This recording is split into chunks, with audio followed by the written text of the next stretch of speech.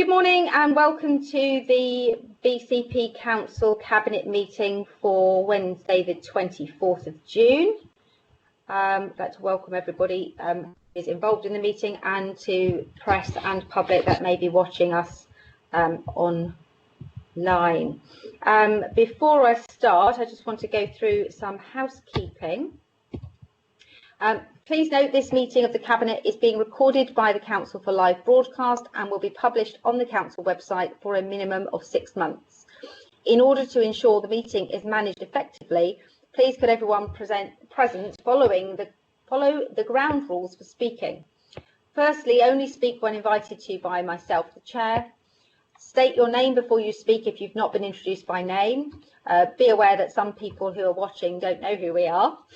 Some people may need to dial into the meeting and will therefore not have the benefit of the visual. Please mute the microphone when you're not speaking.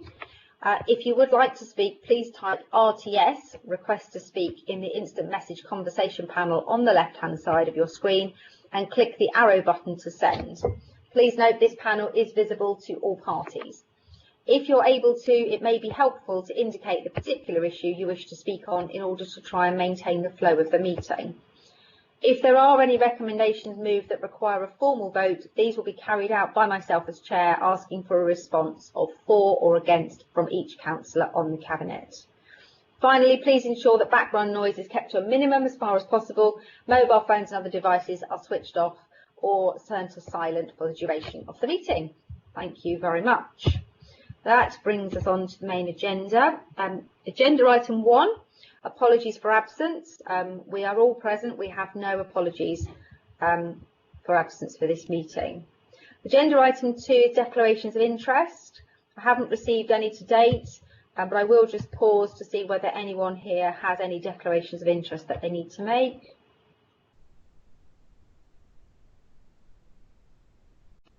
Okay, nobody has spoken. We do have a flow chart in our papers around what is a disclosable pecuniary interest or a local interest, so members are fully aware of what that involves.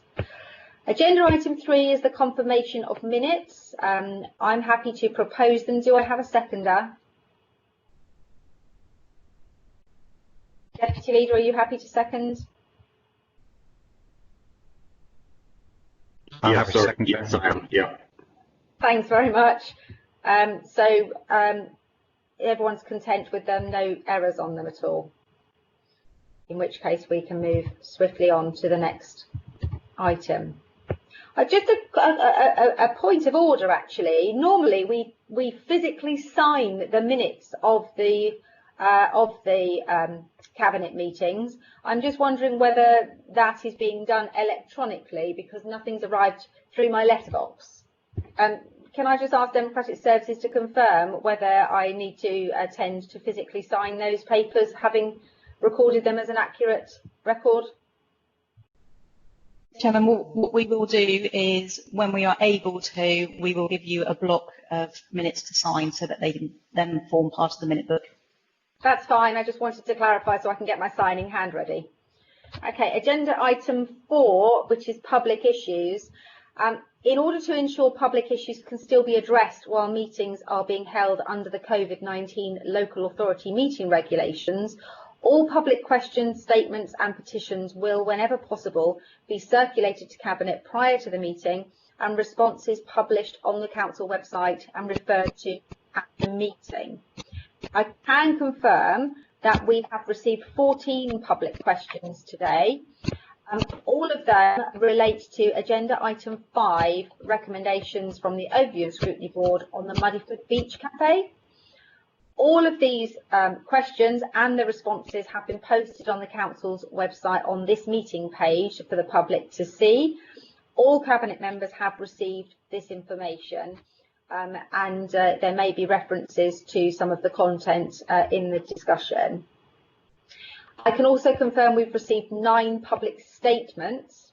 2 of those relate to this same agenda item 5. 7 of them relate to agenda item 14, which is the housing scheme at Moorside Road. They have also been published on the website and been circulated to Cabinet. There have actually been some additional items received beyond the deadline, so they won't be published on the website. and some items which exceed the 100-word deadline, which have been circulated in email form to the Cabinet so they can consider the content, and those representations will be taken into account when we're considering the items. I don't believe we've had any petitions presented, have we, Sarah? No, Chairman, no petitions on this occasion. Okay, so that concludes the public issues section of the agenda. Agenda item 5, this is the recommendation from the Overview and Scrutiny Board in respect of the Mudeford Beach Cafe. So what I'm going to do first of all is invite the Chair of the Overview and Scrutiny Board to present those recommendations. I'm then going to read out a statement that's been received by another councillor who's not able to attend today, and then we'll pass over to the portfolio holder concerned to actually address this recommendation. So, Councillor Broadhead, can I pass over to you, please? Yes, thank you very much, Chair. We brought this item to the Overview and Scrutiny Board after a number of representations from both members of the public and other councillors as well, who asked us to consider this item. We tried very much not to stray into the planning grounds. This is an item which is going to go before the planning board shortly, and just to look at the aspects that weren't related to planning. Really, the primary, there are many reasons, as Cabinet members will have seen from the submissions and questions raised around this issue. However, the ones which really struck a chord with the Overview and Scrutiny Board were primarily to do with the business case around the scheme. In January, in the 15th of January, Cabinet considered borrowing from a capital programme point of view £811,000 to take this scheme forward. We didn't bring it to the Overview and Scrutiny Board at that stage because there wasn't any more detail, and in and of itself that didn't seem to be a problem. However, there does seem now to be a conflict in the facts that have been presented by the Council at different meetings and forums, not least in Cabinet. The rationale behind that increased borrowing was a uplift in ground rent of the scheme, predominantly through to an increase in business activity there. It seems that the planning application that's going through talks about no increase in business activity there. So there was some concern from the board over which of those statements is correct. Is this site going to be busier, or is it not going to be busier? And that will obviously reflect on the decision to borrow on that basis. Therefore, the recommendation that came forward from the board was that the Overview and Scrutiny Board recommend the Cabinet pause its support of the project and reconsider its decision until such a time that the commercial rationale that underpins it be reviewed in light of the planning constraints that call into question the commercial viability of increased revenue originally projected. Thank you, Chair. Thank you very much for that, Councillor Broadhead. So I'm now going to read a statement from Councillor Brooks, who says, members, BCP Council's planning application to rebuild the beach cafe has been met by an overwhelming number of registered objections, some 340 at the start of May and many more since. Additionally, we have all received further direct representations from residents. The officer's report setting out the funding and financial arrangements came before Cabinet on 15th January. Whilst the report was accepted, the scale, design and operational arrangements have not been disclosed to Cabinet.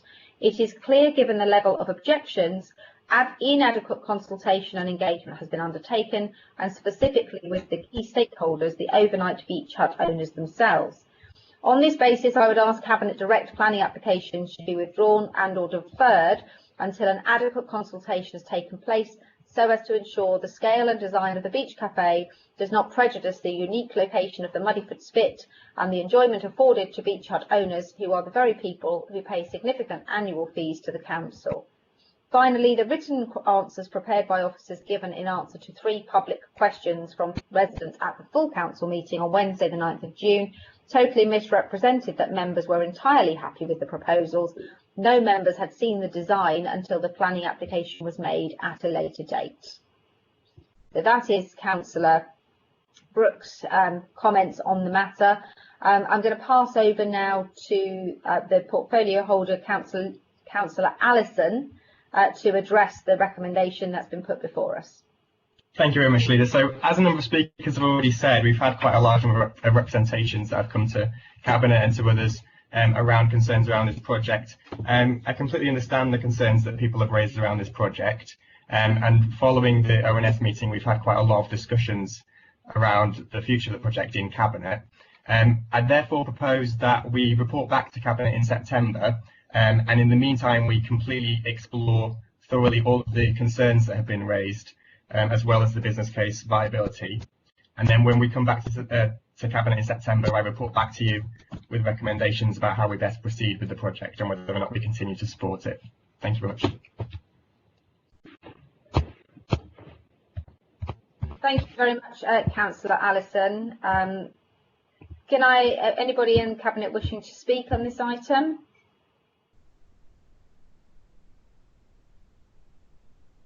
It is just worth referencing that there is a live planning application on this, so if we are wishing to speak, please be aware that we need to make sure that that is not prejudiced. For the public's benefit, no member of Cabinet is involved with the planning application.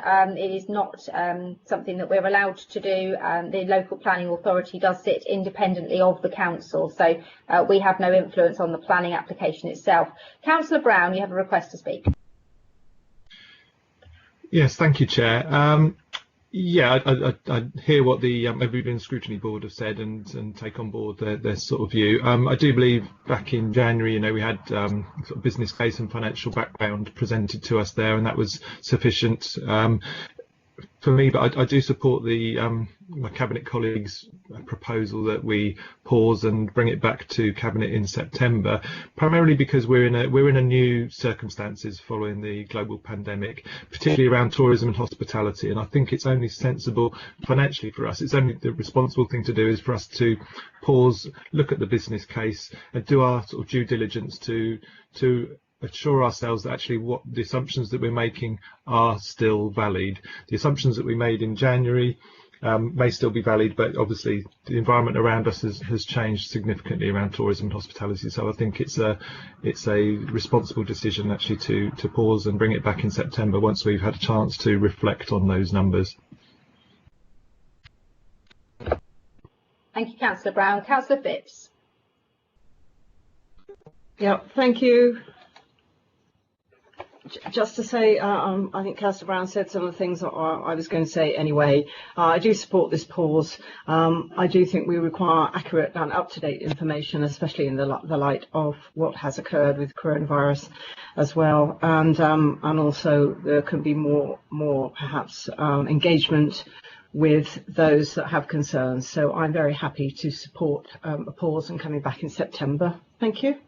Thank you. Councillor Dedman. Yes, sorry, thank you, Leader. Yes, I just want to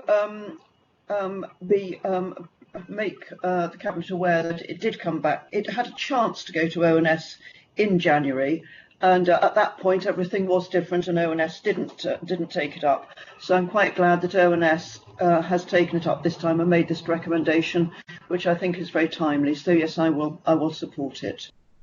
Thank you, Councillor Dedman. Councillor Moore. Yes, thank you, Leader. Well, residents are clearly concerned about this, and I do think that all concerns raised by residents should matter and should definitely be listened to. And so for that reason, as well as the obvious situation around the business case, I would like to add my support to a pause. Thank you. Thank you, Councillor Moore. I think it's also worth adding that it would be inaccurate to suggest that this wasn't being discussed by the executive well in advance of the council meeting in June and the Overview and Scrutiny Board. These conversations have been happening throughout the spring as various concerns have been raised, but obviously the Overview and Scrutiny and Cabinet process is the one that matters in terms of a change of focus. So many of us have had lots and lots of conversations around this. So nobody else has indicated they wish to speak. So the proposal is that we do suspend our support for this process until it comes back in September, following some work to be done with the local residents, etc., and a review on the financial arrangements. So I'm going to take that as, if everybody is in favour, you may stay silent. Is there anybody who wishes to vote against that proposal to pause? Okay, I've had no comments and nobody speak, which therefore means we have unanimously passed that we will pause that until it comes back to Cabinet in September, and we'll arrange for the officers to put that onto the agenda for us. Okay, that takes us on to agenda item 6, which is the update on BCP Council's response to the COVID-19 pandemic. This paper is being presented by the Chief Exec, who's been leading on the CIMT, the Corporate Incident Management Board, which has been the body that's been running the response. I'm happy to propose the report. Do I have a seconder? Yes, Councillor Mark Howell. Thank you, Mark. So can I pass then to the Chief Exec to present the report, and then we'll go through the usual process, coming to the Overview and Scrutiny Chair and then Cabinet members to speak in turn. Thank you, Chief Exec. Okay. Thank you, Leader. I'll give a very brief introduction. This is the third update that we've brought to the Cabinet on our response to the COVID-19 pandemic. And it's fair to say, I think that has absolutely dominated everything that's happened in the Council for the last 3 months. This report actually represents the position as it was about 3 weeks ago when it was drafted. Much has changed since then, and last night's Prime Ministerial announcement in the final daily briefing of the pandemic moves us forward significantly. So while some services are still in lockdown and in response mode, and we're still reacting to localised incidents, actually others are now reopening, and our focus is moving towards the future. The budget implications are set out in a separate report, so I won't deal with those during this discussion. We are now moving, though, to looking at how we reopen our services, how we reopen our offices. Clearly, social distancing requirements are changing as well, so looking at preparing for that. As well as our work within the Council, of course, been a lot of work within the community through the Together We Can helpline, but also a lot of work in our town centres and local shopping centres, getting them ready to enable the economy to be reopened. We've seen some of that reopening happening over the last couple of weeks. The biggest impact for BCP, and in fact nationally, has been in tourism destinations, and BCP within that as a seaside town and a major tourist destination, particularly with our focus on tourism and hospitality industry. We've had a huge economic impact. We've estimated that economic impact to be in the order of around £100 million per month in the BCP area alone. So whilst we've distributed £76 million in business grants, and that's going to go up to £80 million with the discretionary grants, actually we've not really covered the whole of that economic impact on the area. So big issues for us in terms of the place, some big issues about reinstating the Council and how the Council works in its services, and we'll hear some of that on the organisational design as well as we move towards a new way of working. Probably just worth saying that the Dorset-wide strategic coordinating group is still meeting, but reviewing their frequency, so the local resilience framework now moving towards recovery. Internally, we have the corporate incident management team still meeting twice a week, 3 times a week on occasion, but actually we're now reinstating councillors' meetings, getting back to the more traditional ways of decision making. So we can feel that shifting at the moment, and I think last night's announcements and announcements about shielding coming to an end at the end of July will see a shift in our focus. So that's probably all I want to say. Happy to take any questions on the report or pick up any points. Thank you very much, Graham, that's really useful. Obviously, it's a very substantial report where everyone's had their influence on various bits. Can I pass over to Councillor Broadhead for if he wishes to make any comments in relation to this paper as Chair of the Overview and Scrutiny Board, please?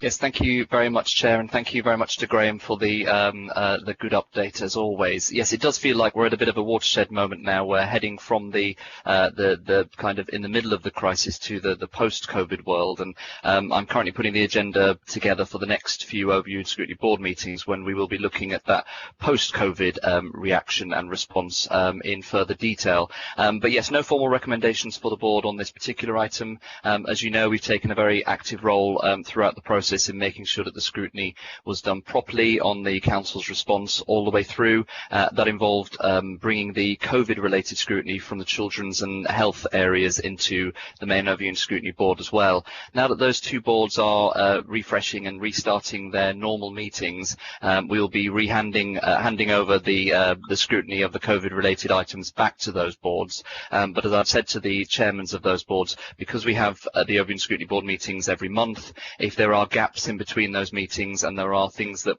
come up which are COVID related, that we still wish to continue to use the forum of the main ONS board to scrutinise things, more than happy to do so. But yes, it feels like we're through the initial phase now, and certainly from a scrutiny point of view, our focus will be on what comes next and making sure that we get the response right as well. Thank you very much. Thank you, Councillor Broadhead. Councillor Dedman, you wish to speak. Yes, thank you, Chairman. I seem to have lost my video unless I'm somewhere else entirely, but I'm still here. I just want to speak to the 28, 29 and 30, which was about the adult social care reaction to this. And first of all, thank all the staff who've been absolutely brilliant, not only our staff, but all the staff in the whole BCP area who are involved in care. And there's a mention in it, the Chief Executive has mentioned testing, which is going on, and I must say that is a great relief, I think, for a lot of care home owners and indeed the staff. And also in 29, the local care home support planning, our plan, I think, was considered excellent, so that was very cheering. That went in on the 29th of May. One thing I would point out is that when the government give these requirements, it's almost the next day requirement. So we want you to do it. Will you please do it by Friday? And I think that was almost literally almost like that. The other thing to mention is that the money available to support infection control measures, most of our money has actually been given out, and that has been a terrific job and used up a lot of officer time. Because obviously the care homes have to be contacted, and so there's been a huge amount of work. Most of the money has gone out. There is, I think, a little bit to go. There's been some confusion about what care homes can actually use the money for, and I think that has been clarified in the last couple of days. So yes, all in all, Leader, I'd like to really thank our staff who have done a tremendous job. So thank you.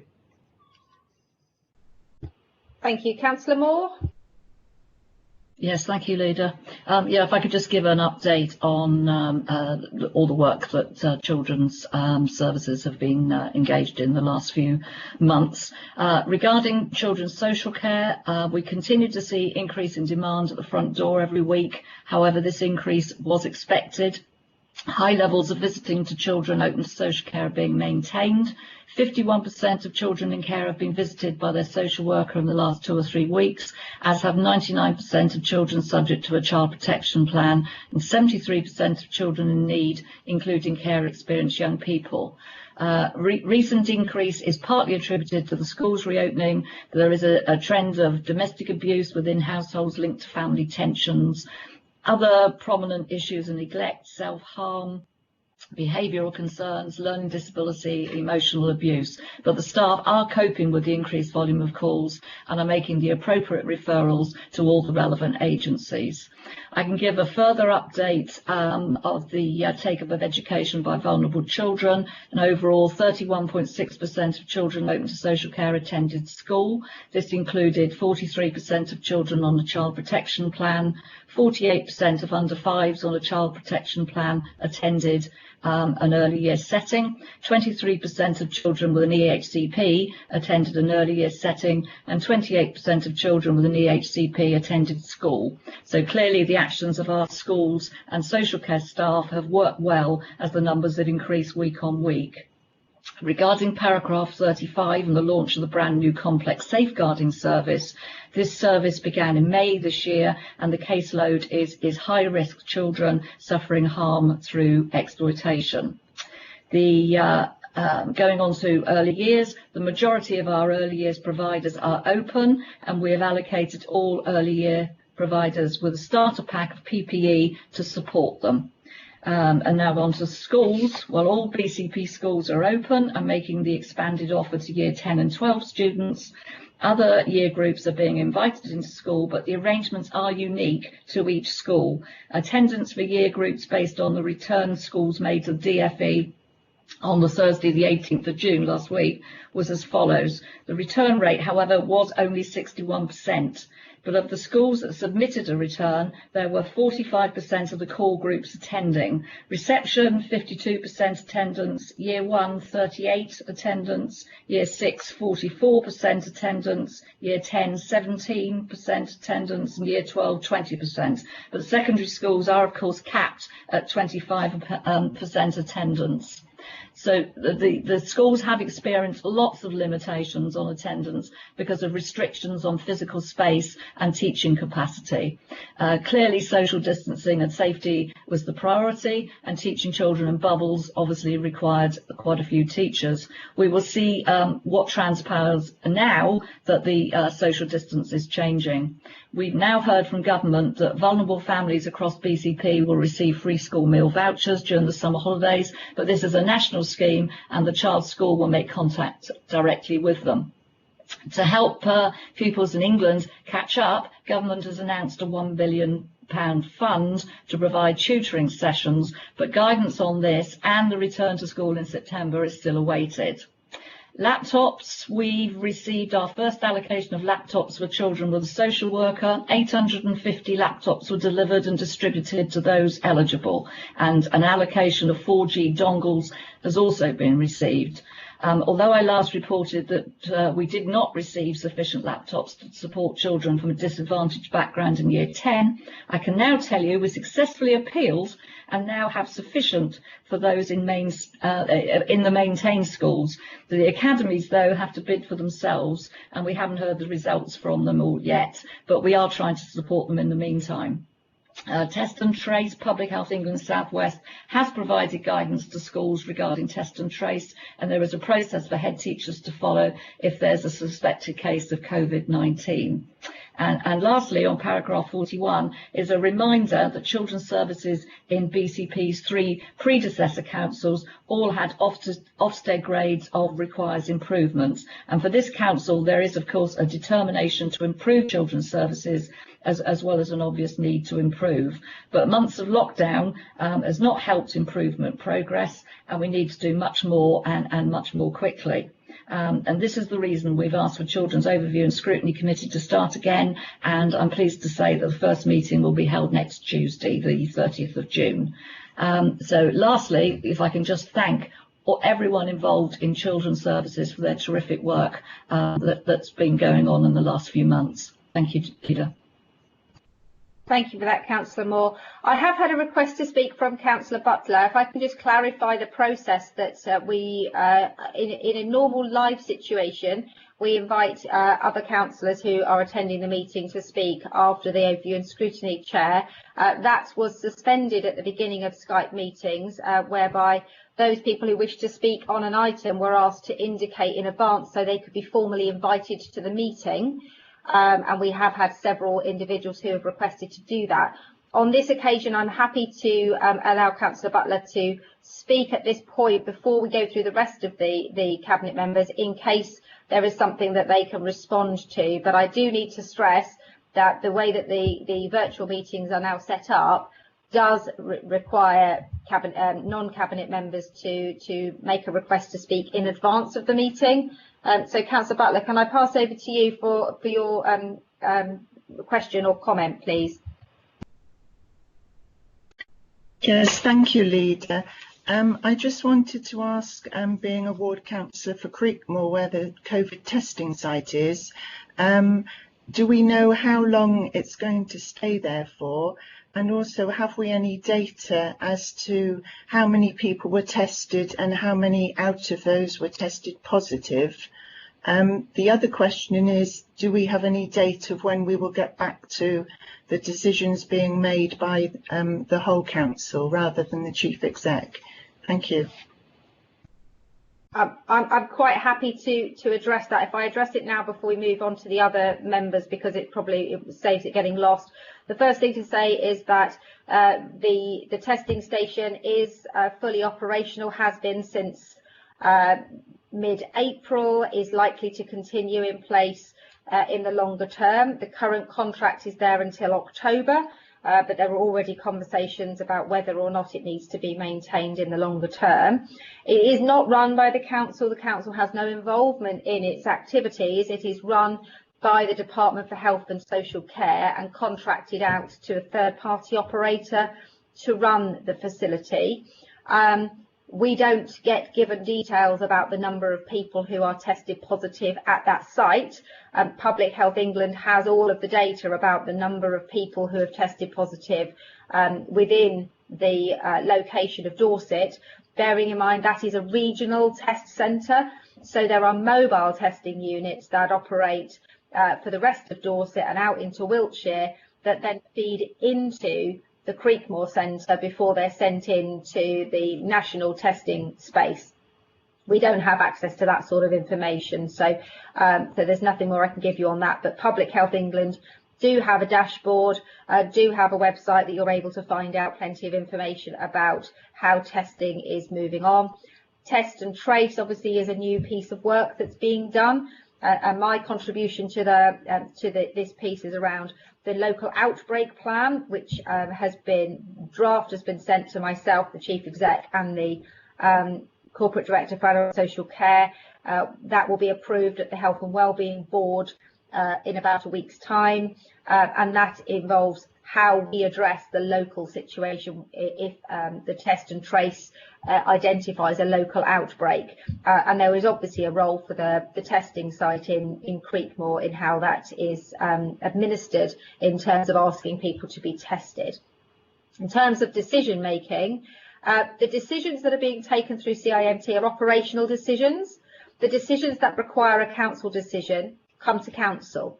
Some councils have suspended their full council operation.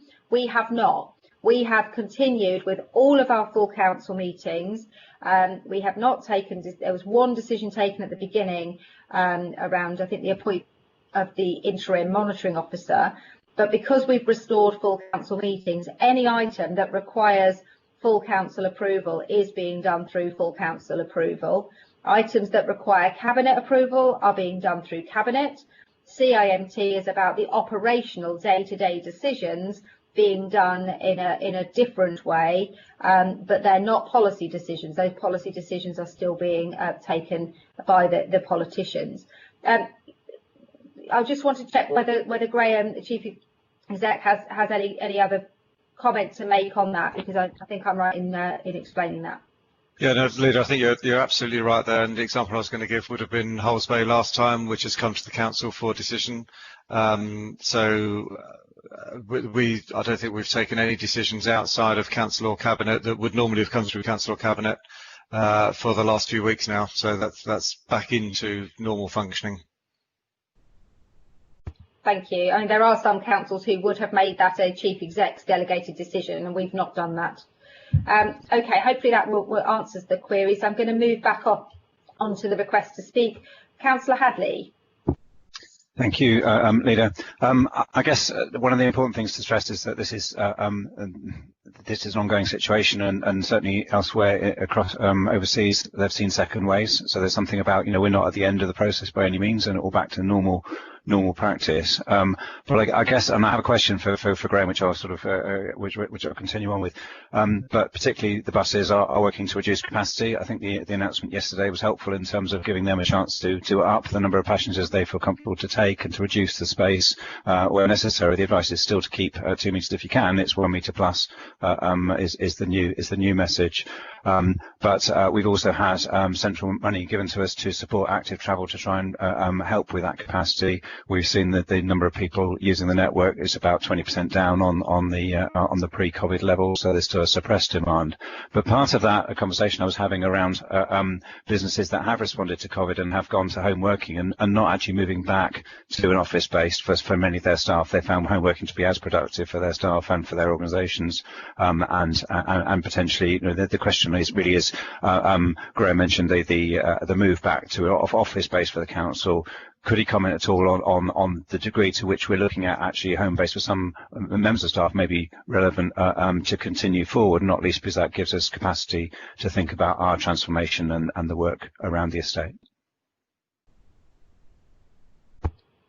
Graham, did you want to just respond to that so it doesn't get lost in the... Thanks, Lydia. Yes, I will. Thanks, Councillor Haddad, for that question. We've been talking to a number of large employers around the area as well who are seeing the same things that we are, which is actually the staff have been just as productive, if not more so, working from home. However, there's a balance between working from home and how you get team development and get some of that development of new services. So I think our sense, and again, we'll pick this up under the organisation development paper, I think our sense is that we would ideally want people to return for some of the time when it's appropriate. We would not want to encourage everybody to return to the office full time as a matter of course. However, we also just need to recognise that some people have domestic circumstances that makes it difficult for them to work from home full time. So I think we'll be achieving a different balance where we will see people come into the office for part of their working week and working remotely for much more of their week, which may be remotely from home, maybe remotely from other locations as well. And I think we'll see a different pattern of behaviour. I doubt very much that we'll return to the scenario where everybody was coming to the office 5 days a week and work was only done in the office. I think, as Julian will put it much more eloquently, but the office becomes a place where you go to collaborate, not the place where you do your work, because you'll be able to do your work from a number of locations, including from home. And as I think our sense is that many people are being more efficient in doing that. Of course, what that should mean, and we'd hope to see this, is a change in commuting patterns. And that might help us because our sustainable transport and particularly the issues around congestion are particularly time orientated. So I think we might see a reduction of the peak in demand as people travel at different times and travel to work at different times as well. Thank you. Okay, so Councillor Howell, you have a request to speak. Yes, thank you. I'd just like to do a quick update on what we're doing in terms of promoting the economy and response to COVID. We have established the R3 group, which is R cubed, as some people call it, and that essentially is to respond, recover, and reimagine the situation in terms of our local economy.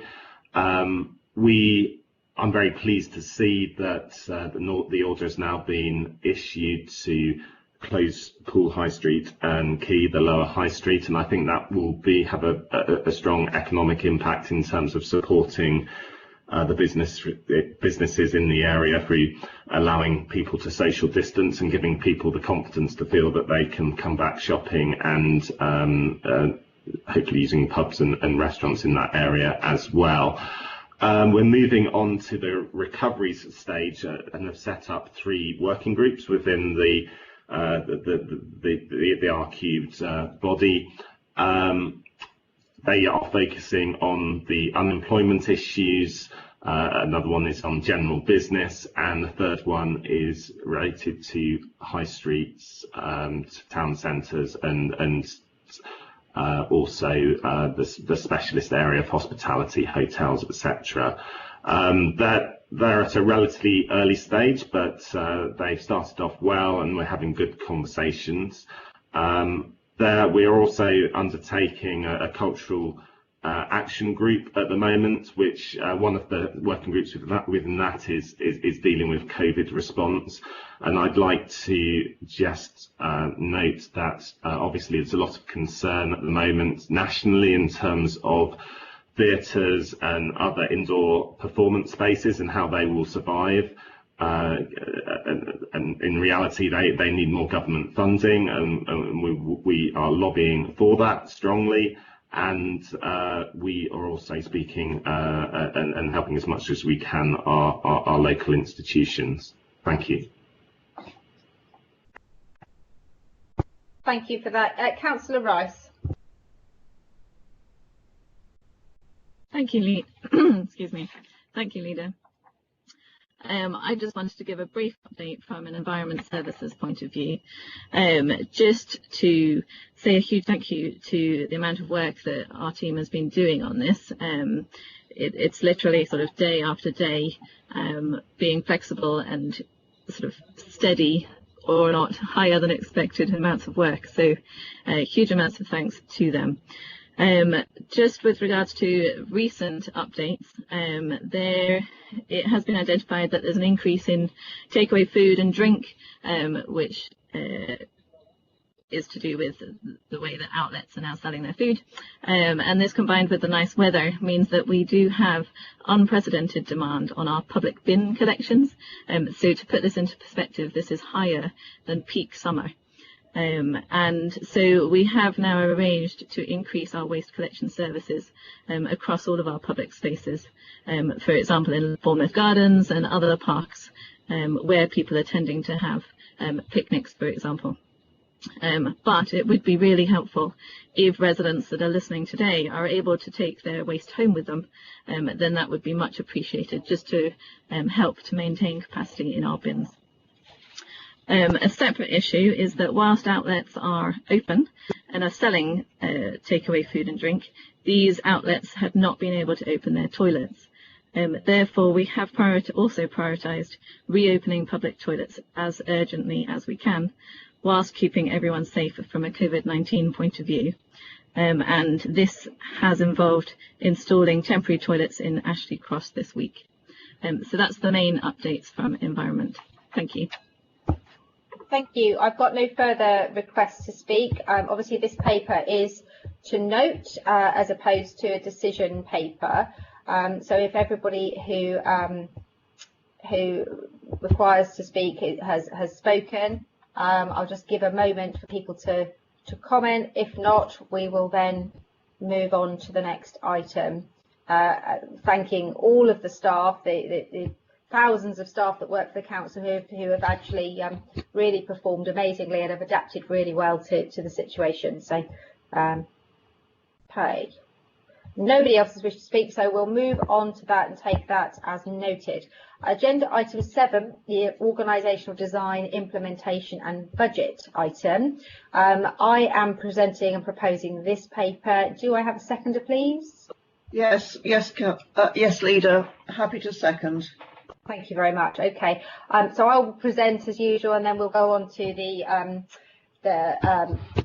Chair of ONS for recommendations that they've made. So last year we agreed the new operating model for the council based on the principles to transform into a modern, accountable, accessible council, and that would enable us to be more efficient, to perform better across the piece, and to operate in a way that the customers and the residents might expect us to do. It was hardwired into local government reorganisation that we would be able to do this, and effectively the only way for the councils to survive in the current circumstances is to completely transform, and that was exactly why LGR was brought in. As you'll be aware, it was the most complex piece of local government reorganisation for nearly 50 years, and as such we have 3.5 councils who have all run their services completely independently for years, a few bits of shared services, a lot of efficiencies that were already made, but all of those are having to be rethought under the new council. The budget attached to the organisational design piece last year would have seen around £30 million being spent on this to deliver around £45 million of benefits. The work was due to see improvements over 3 to 4 years and would see us instruct a business partner to deliver a lot of the work on it. So what we agreed to do in November was to go out to the market and seek those business partners, and to talk to the market about the best way of implementing our organisational design, whether it would be on issuing lots of individual contracts for individual pieces of work, whether we gave the whole job in detail to one partner. What we've ended up doing is to be recommending under the recommendations that we approve the process of instructing a strategic partner who will work with us on a lot of the work, but to actually allow a lot of the other improvements to be done in-house. The impact of this piece of early work that we did is that we've got to invest more heavily in the early stages of the process to really transform the organisation. There are things that we perhaps weren't going to do that we're now planning to do, which means that the budget for the 30 million has gone up. But the expectation is that rather than hoping to deliver £45 million, that's now seen as an unambitious savings target, and the advice that's come back from the various partners bidding to work with us was actually you can deliver an awful lot more than that. So we're now seeing that as a base minimum, with the expectation to deliver a lot more of a saving, be able to use more increased technology. The other things to bear in mind is that there are some elements of the costs that we could be looking at showing within the estates budget, but actually they're showing in here, so around project management, and for transparency they're also included. By moving more quickly on this, we should be able to deliver our savings more quickly as well. What we haven't done is to speculate on that might happen, so we've put the savings in a modest way. And the other big thing about this paper is it's how we're going to fund it. So when we brought this paper forward last year, that £30 million would have been using a combination of prudential borrowing, capital receipts, allocation of reserves, and moving revenue to capital to fund this project.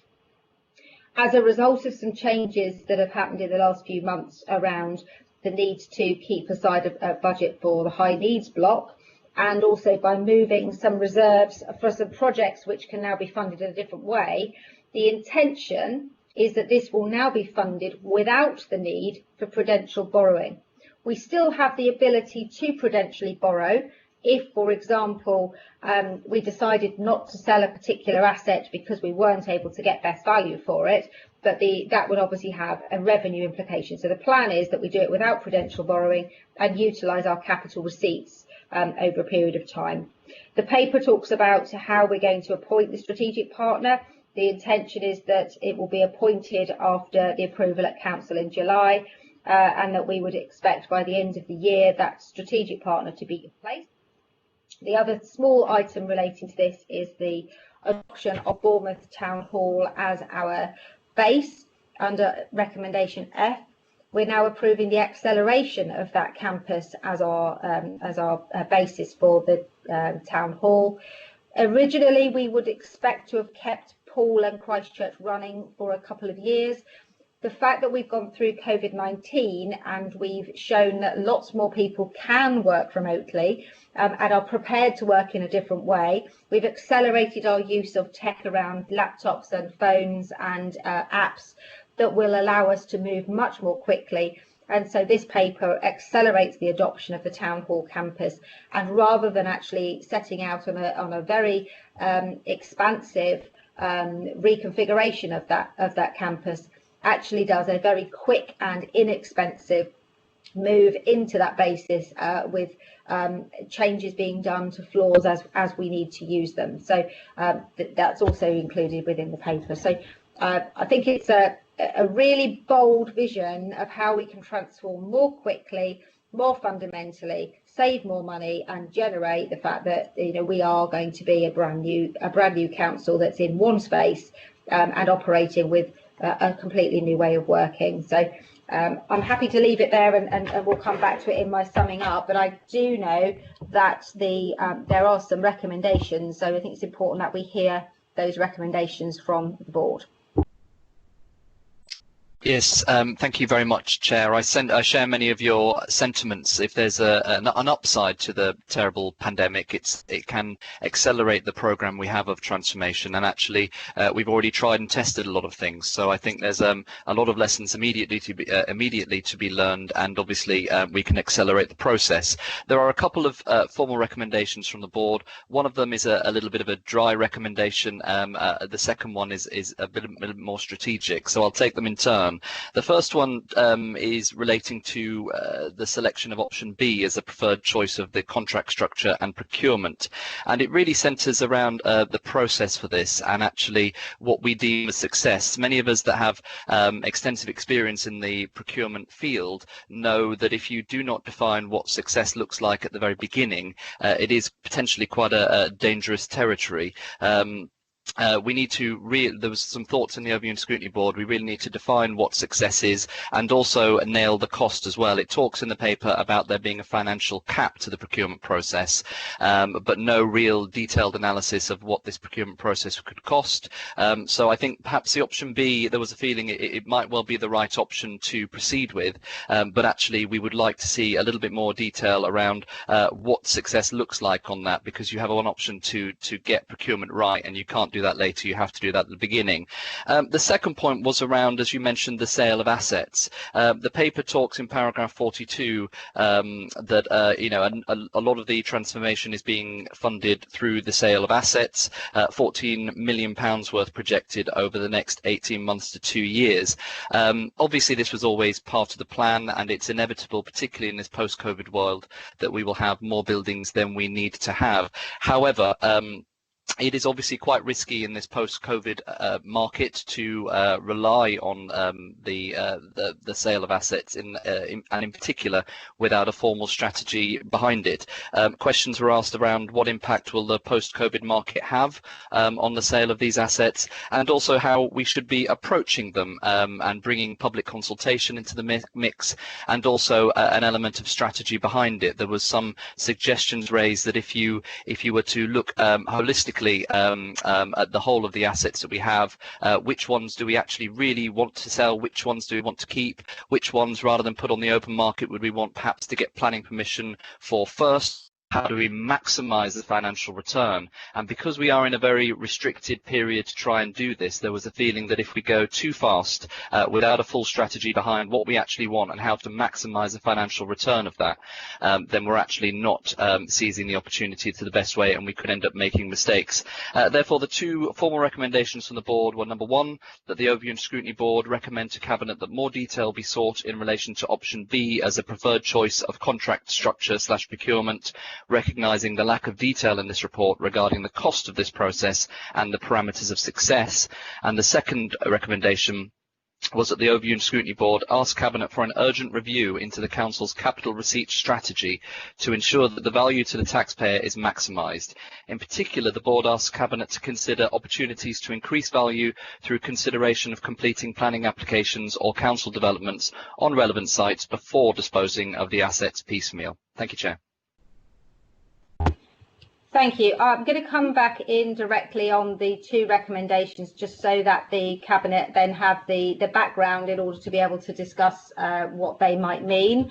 Under the new processes that we're operating, by creating space between the Overview and Scrutiny Board and the Cabinet meeting, that gives us the opportunity to properly consider any recommendations that come forward, for officers to put some more meat on the bones, for Cabinet members to be able to explain them and to deal with them, rather than responding to them off the hoof and then potentially making a decision without the full information. So we have properly looked at these two recommendations.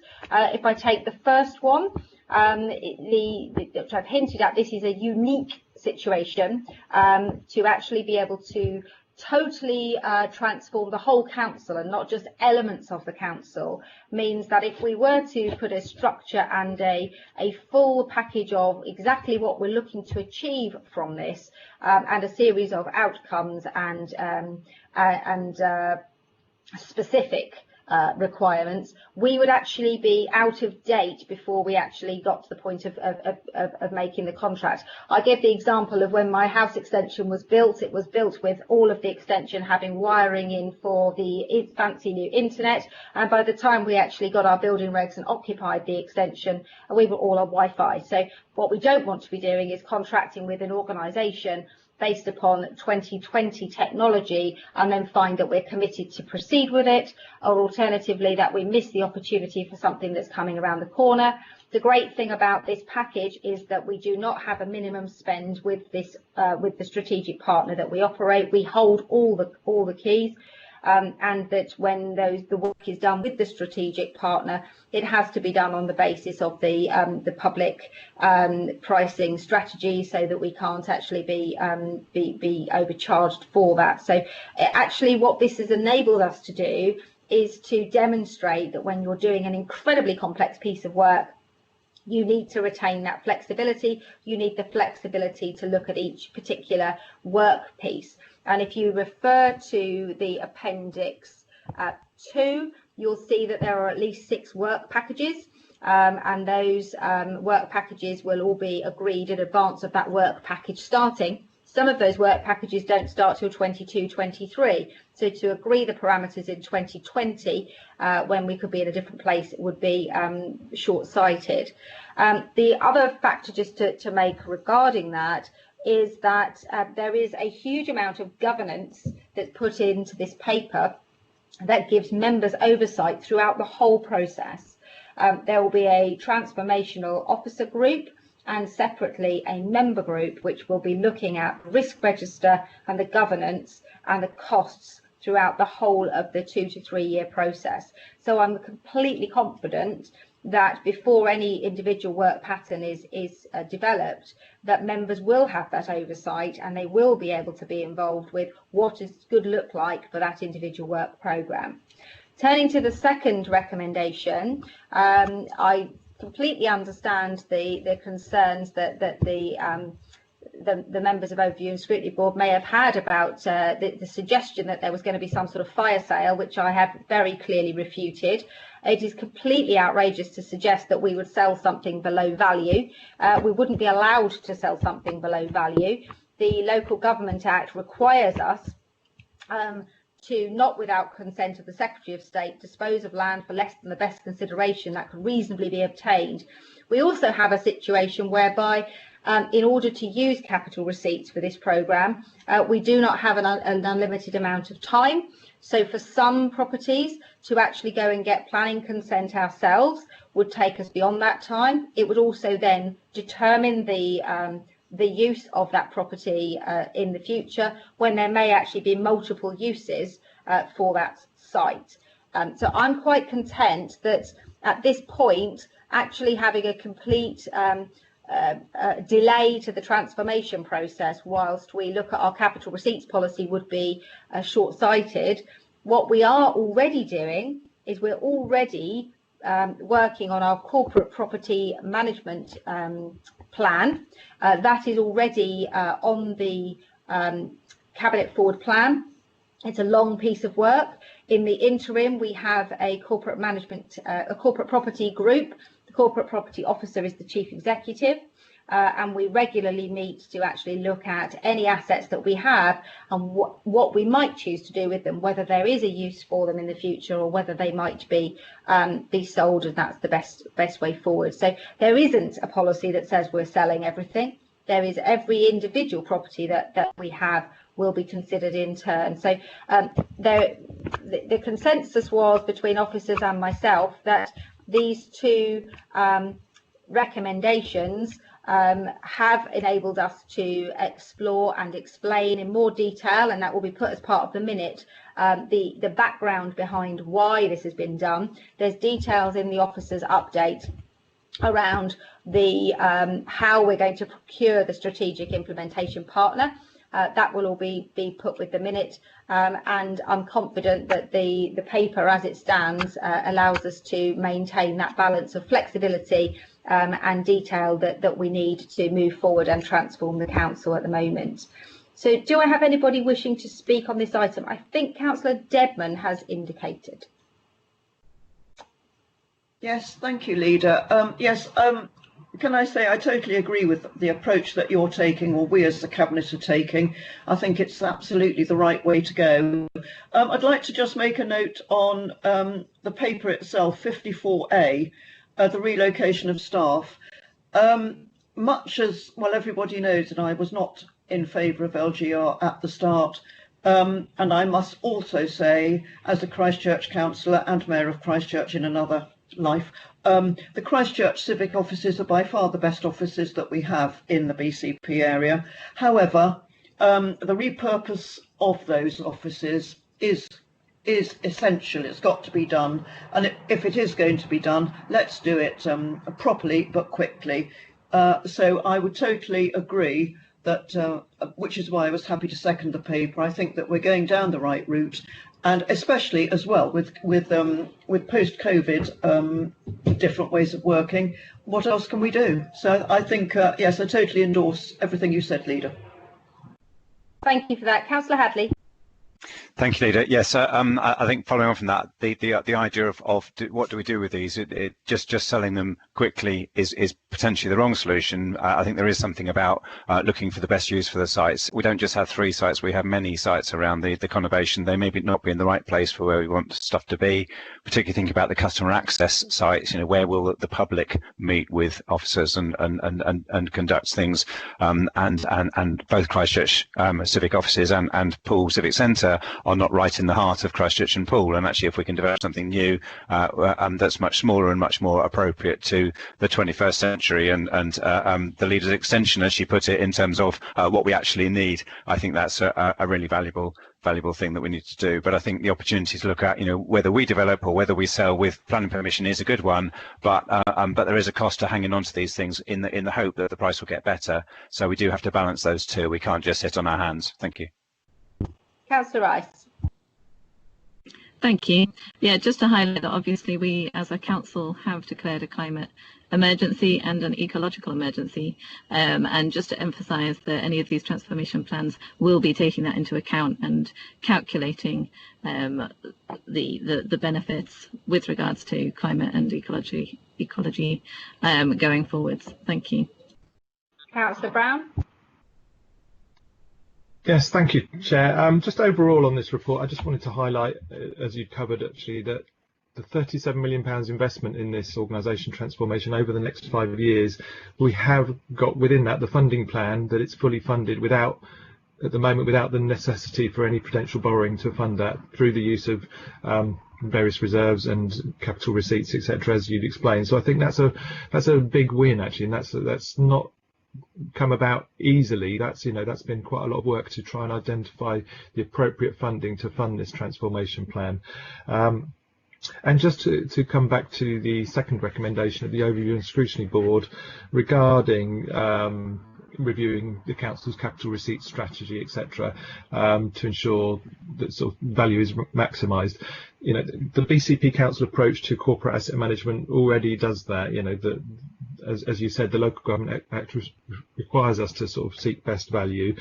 There are a lot of discussions around how we do that on particular sites, you know, whether it is through getting planning permission or you know, working in joint ventures, etc. So that work is already done, and I'm entirely satisfied with the strategies that the council are progressing to ensure that we get best values on those sites, that we make the most of those capital receipts. So while I accept and I hear what the recommendation of the Overview and Scrutiny Board, I just wanted to assure them that, you know, when we are looking at disposal of assets, disposal of land, that due diligence work is done, and that we do gain best value for the taxpayer and for council services. Thank you for that, Councillor Brown. It's also worth mentioning that it was a separate paper and a separate agreement that we had to spend up to £29 million, which the council approved around the redevelopment of our estates. The intention now, as put out in the paper, is that we don't need to do that, which actually means that we would have had to find 37 million plus 29 million in order to achieve the transformation of the operating model and the transformation of the buildings.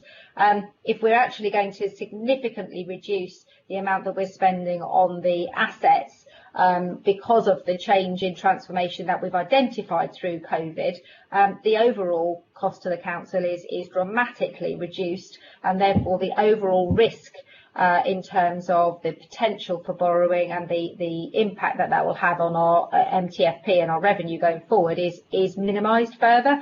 So I think if you look at those in the round, there is a significant saving to be made there, and one of the few silver linings of the COVID-19 experience, where we ultimately, our job is to be able to do the best job we can for our residents at the most efficient way, and ensuring that the maximum amount of the of the council tax take and the business rate take is spent on frontline services, and this will allow us to do that. So I'm satisfied that the paper covers exactly what we should do. I completely respect the additional recommendations that have come forward from overview and scrutiny. I don't think they're necessary, but I think those things can all be taken into consideration as we move through other papers and as we look at the governance and set up the working group that will be monitoring this piece of work as we go through the next 4 to 5 years.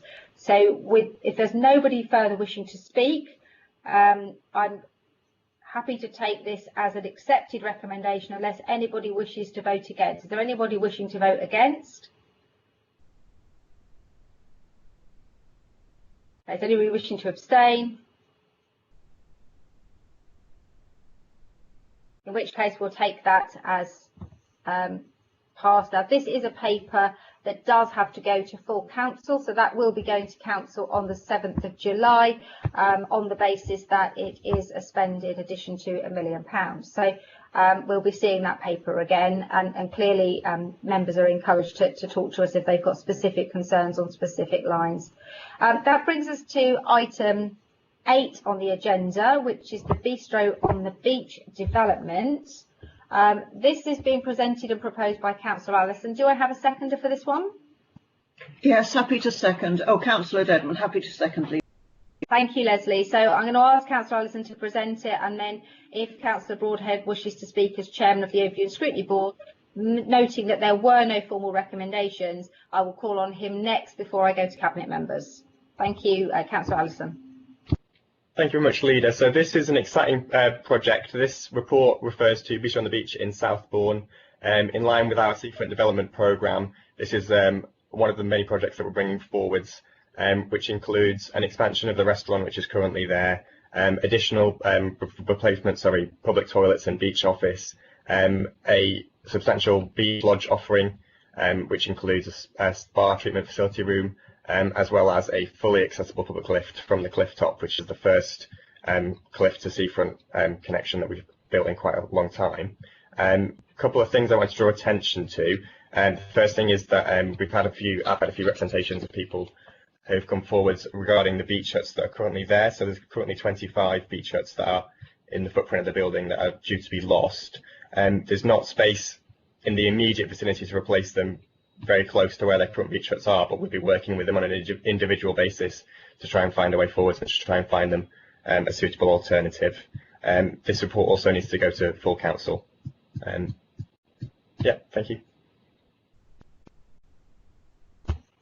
Thank you, Councillor Allison. I've got a note from Councillor Broadhead to say that he has no request to speak on this one. Are there any members of Cabinet wishing to speak on this? Councillor Hadley. Yes, thank you, Leader. I think, this is a beach that people describe as a locals beach, but it's it's been a really good restaurant in this location. I think the disabled lift to enable people down to the beach is a really welcome aspect of the scheme, and I think it's a good scheme. We should celebrate. I think there is a concern from some people about, are we over developing that bit of beach? But I think other people are saying it's a really welcome addition. So I think on balance, it's a really good thing. Thank you. Thank you, Councillor Hadley. Councillor Moore.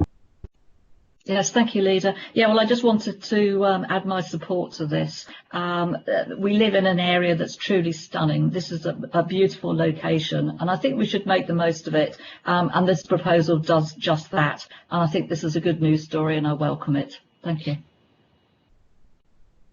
Thank you, Councillor Moore. I don't have any further requests to speak on this one.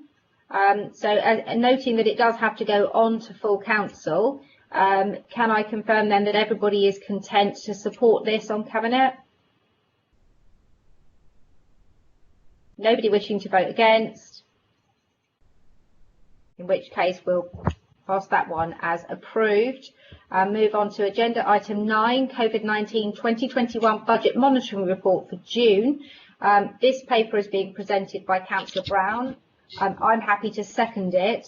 I know that we do have a speaker on this one. I'm sure Councillor Broadhead Councillor Broadhead has a formal recommendation, and I know Councillor Iyengar has also requested to address the Cabinet. So I'm going to pass to Councillor Brown to present, then to Councillor Broadhead, then to Councillor Iyengar, and then we'll go to Cabinet. Thank you, Councillor Brown.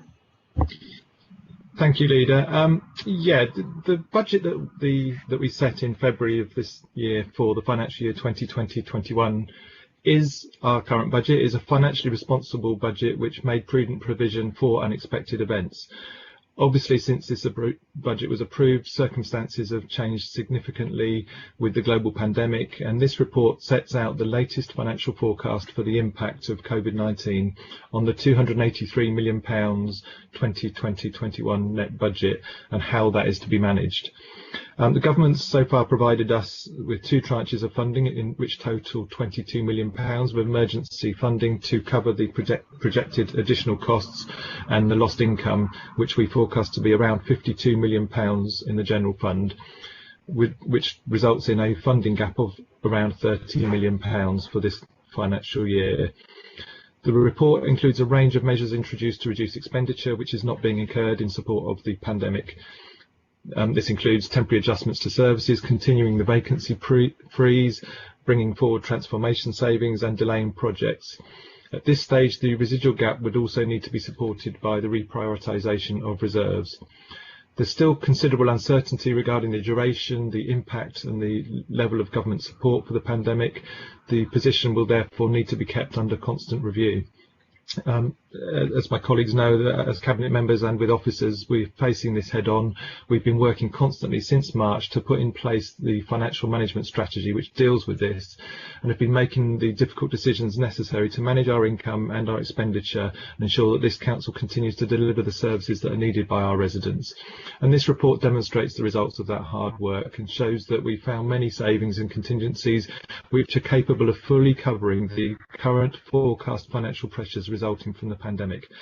Things will no doubt change over the coming months, and the Cabinet will continue to monitor the impact on our budgets and respond accordingly. The financial response of this Council has been included in a case study by the Local Government Association, which notes that BCP Council has done everything in its control to manage this period of financial uncertainty, therefore endorsing the actions of the Cabinet and our officers.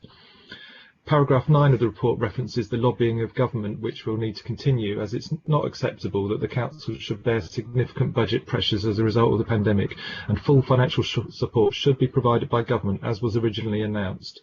Some of this lobbying has already borne fruit. The report in front of us also reflects the potential impact of COVID-19 on the capital programme and the ring-fenced housing revenue account, with the actions required to balance the account. Appendices A and C in the report include the year-end forecast of the General Fund revenue budget, the medium-term financial plan and the capital programme. So just to make clear to my Cabinet colleagues, these forecasts and the monitoring report are a financial management tool. There are many unknowns, the numbers will no doubt change. It's not a case of us trying to make precise calculations of year-end outcomes. It's a case of robust forecasts to inform the appropriate level of financial response. And for me, there are 5 key questions that we need to satisfy ourselves. So, are these forecasts and scenarios accurate enough to highlight the potential financial impact of the pandemic? Yes, they are. Are officers and members making decisions to respond to this and manage it? Yes, we are. Will we continue to develop these forecasts and monitor as new information comes forward? Yes, we will. With what we know at this point, can we cope with the financial impact of the pandemic? Yes, we can. And have we done everything that we can? And this is not me saying it, but the LGA have said, yes, we have done everything that we can. So, members, we've got 2 recommendations here for Cabinet to note the progress in the development of the budget mitigation strategy as a result of the COVID-19 pressures, and to continue to lobby government for additional funding to reduce the projected budget gap caused by the outbreak. So, happy to hear from Overview and Scrutiny Board. Thank you for that. So can I pass then to Councillor Broadhead? I believe you have a recommendation from the Overview and Scrutiny Board. Yes, thank you very much, Chair, and thank you to Councillor Brown for the introduction. I just have a little bit of background, which is that I'm very proud of the record of our scrutiny board for doing its job properly. As the leader has mentioned many times, I think it's a majority of our recommendations have been accepted by Cabinet, and indeed many of those carry complete cross-party support and are often unanimous. And I give that background as I take the board's role very seriously and rarely, if ever, come to Cabinet with any form of mock indignation, if that makes sense, because it does take a lot to get the board very riled. However, this item has generated significant concern within the board, and I think the reason why is I think we need to be clear what's happening here. As Councillor Brown pointed out, we have £30 million of savings to address this year, which is more than most annual budget savings. Many of us, including myself as chair of the Overview and Scrutiny Board, were led to believe that due to the very real implications of many of these decisions around the savings, that the process that would be followed would be akin to the normal budget process. This has now changed, and not only is that now not the case, but it's actually far worse. These £30 million of savings have essentially been buried in a budget monitoring report, which not only precludes any involvement from wider councillors, but actually even Cabinet. This paper, as Councillor Brown pointed out, the recommendation is a paper for noting, not approval, and therefore this is a budget which isn't a budget.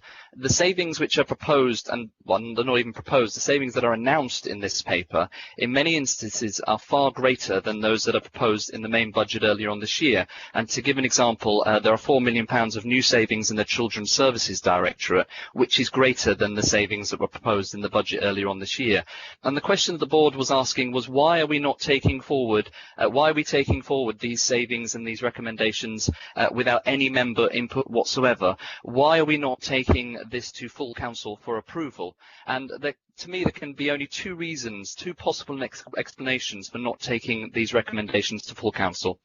First of all, the Cabinet thinks that this, which is the largest reprofiling of a budget in living memory, is not important enough, or secondly, that Cabinet deliberately wants to exclude councillor involvement or approval in the process. I mean, an example of some of the impacts of this can be found in paragraph 21, where it talks about a deferral of the member priorities which were announced in the budget earlier on this year, which in many ways can render the many of the aspects, particularly around priorities in the budget which was announced earlier on this year, irrelevant. And because there are no options available at the moment other than to accept these savings, we therefore can't explore whether there are other ways to protect our priorities, such as a climate change agenda. And in an effort to rush this through without any member input, there's a very, very real risk that we're temporarily abandoning many of our principles. There potentially are ways around this, but because this is a done deal and there's no other option than to accept these savings, we cannot explore them. For that reason and more, the recommendation that has come from the Overview and Scrutiny Board is that the Overview and Scrutiny Board is surprised and disappointed that such a substantial rebase of the budget for the Council is not being put before all elected councillors for their consideration and approval. This includes Cabinet, where the recommendation on the Cabinet paper reads that the proposed £30 million of savings should be noted, not even approved. Therefore, the Overview and Scrutiny Board recommend to Cabinet that the revised budget as outlined in the Cabinet report be put before full council in the normal fashion for a budget decision. Thank you, Chair. Thank you, Councillor Broadhead. Councillor Iyengar, I believe you wish to speak.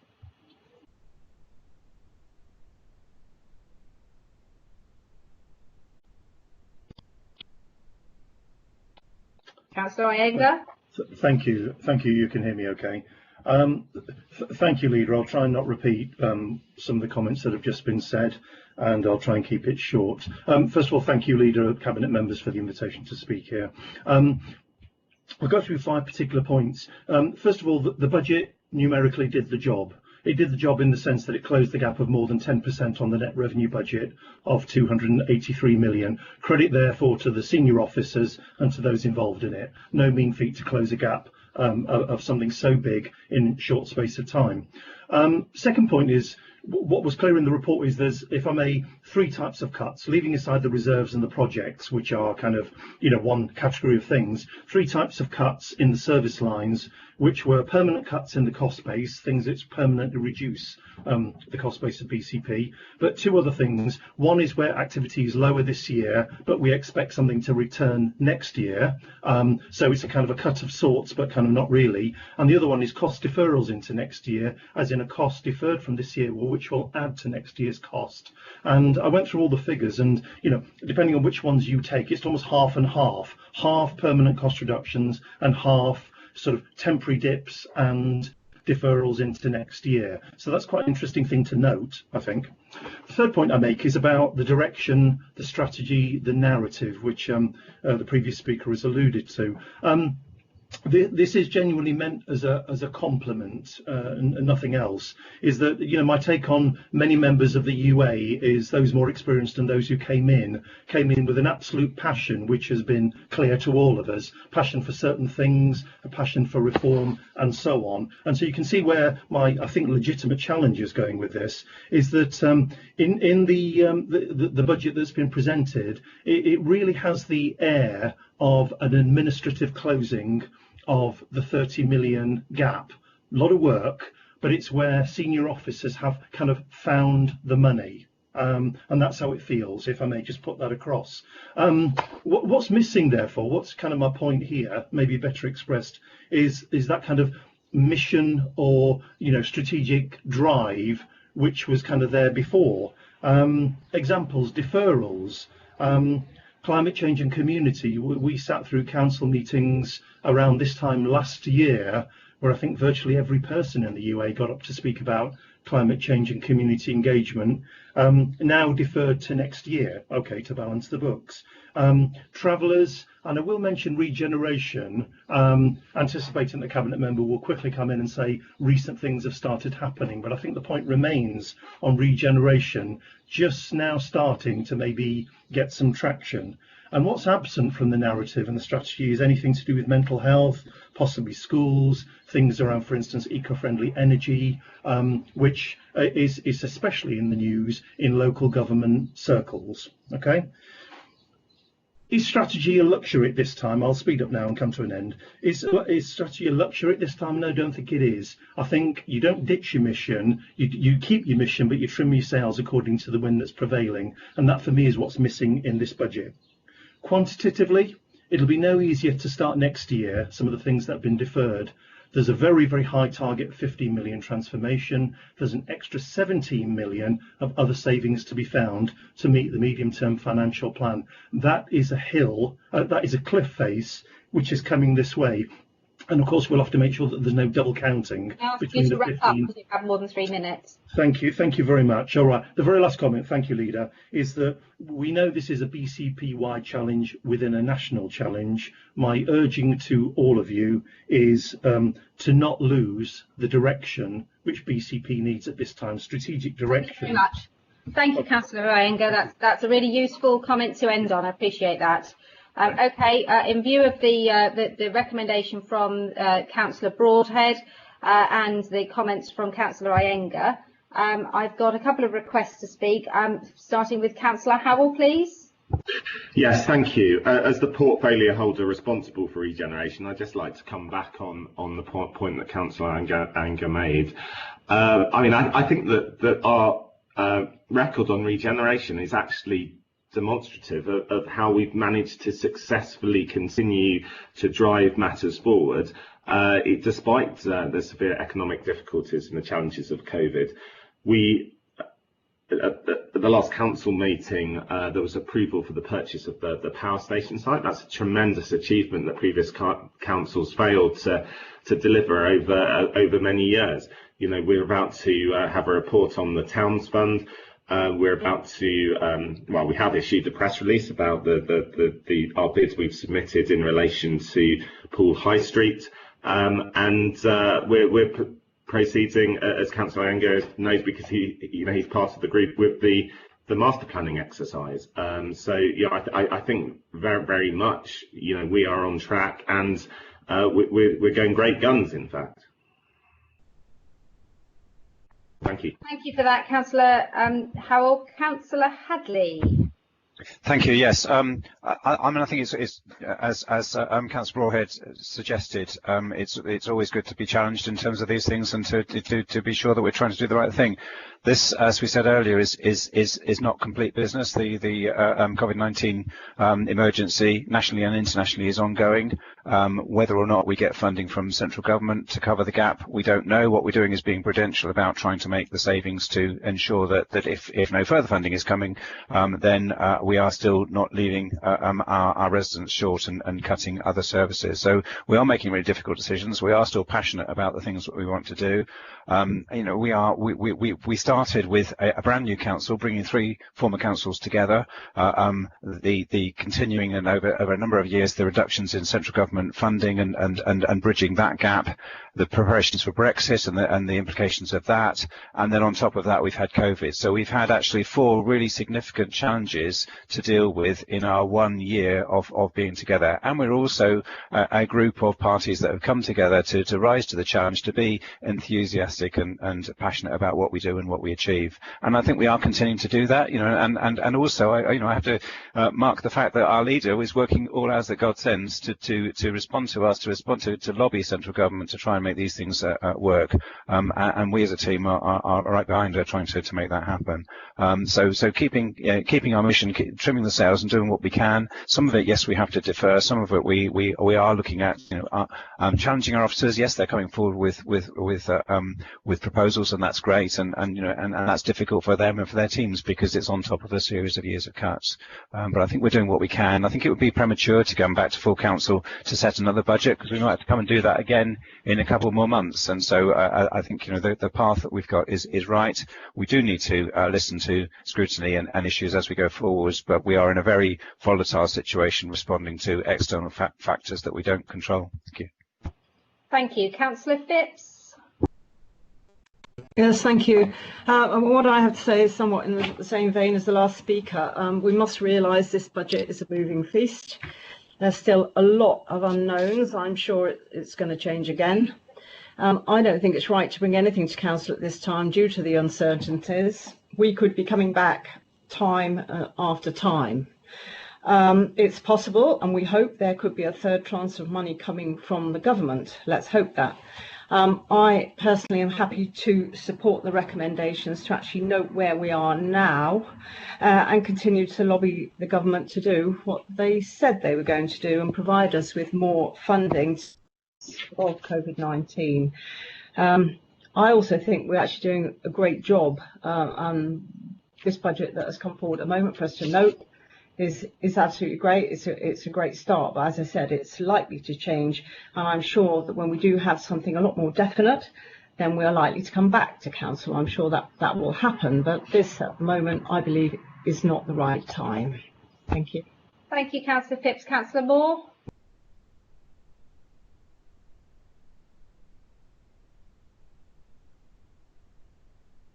Councillor Moore, did you want to speak on this?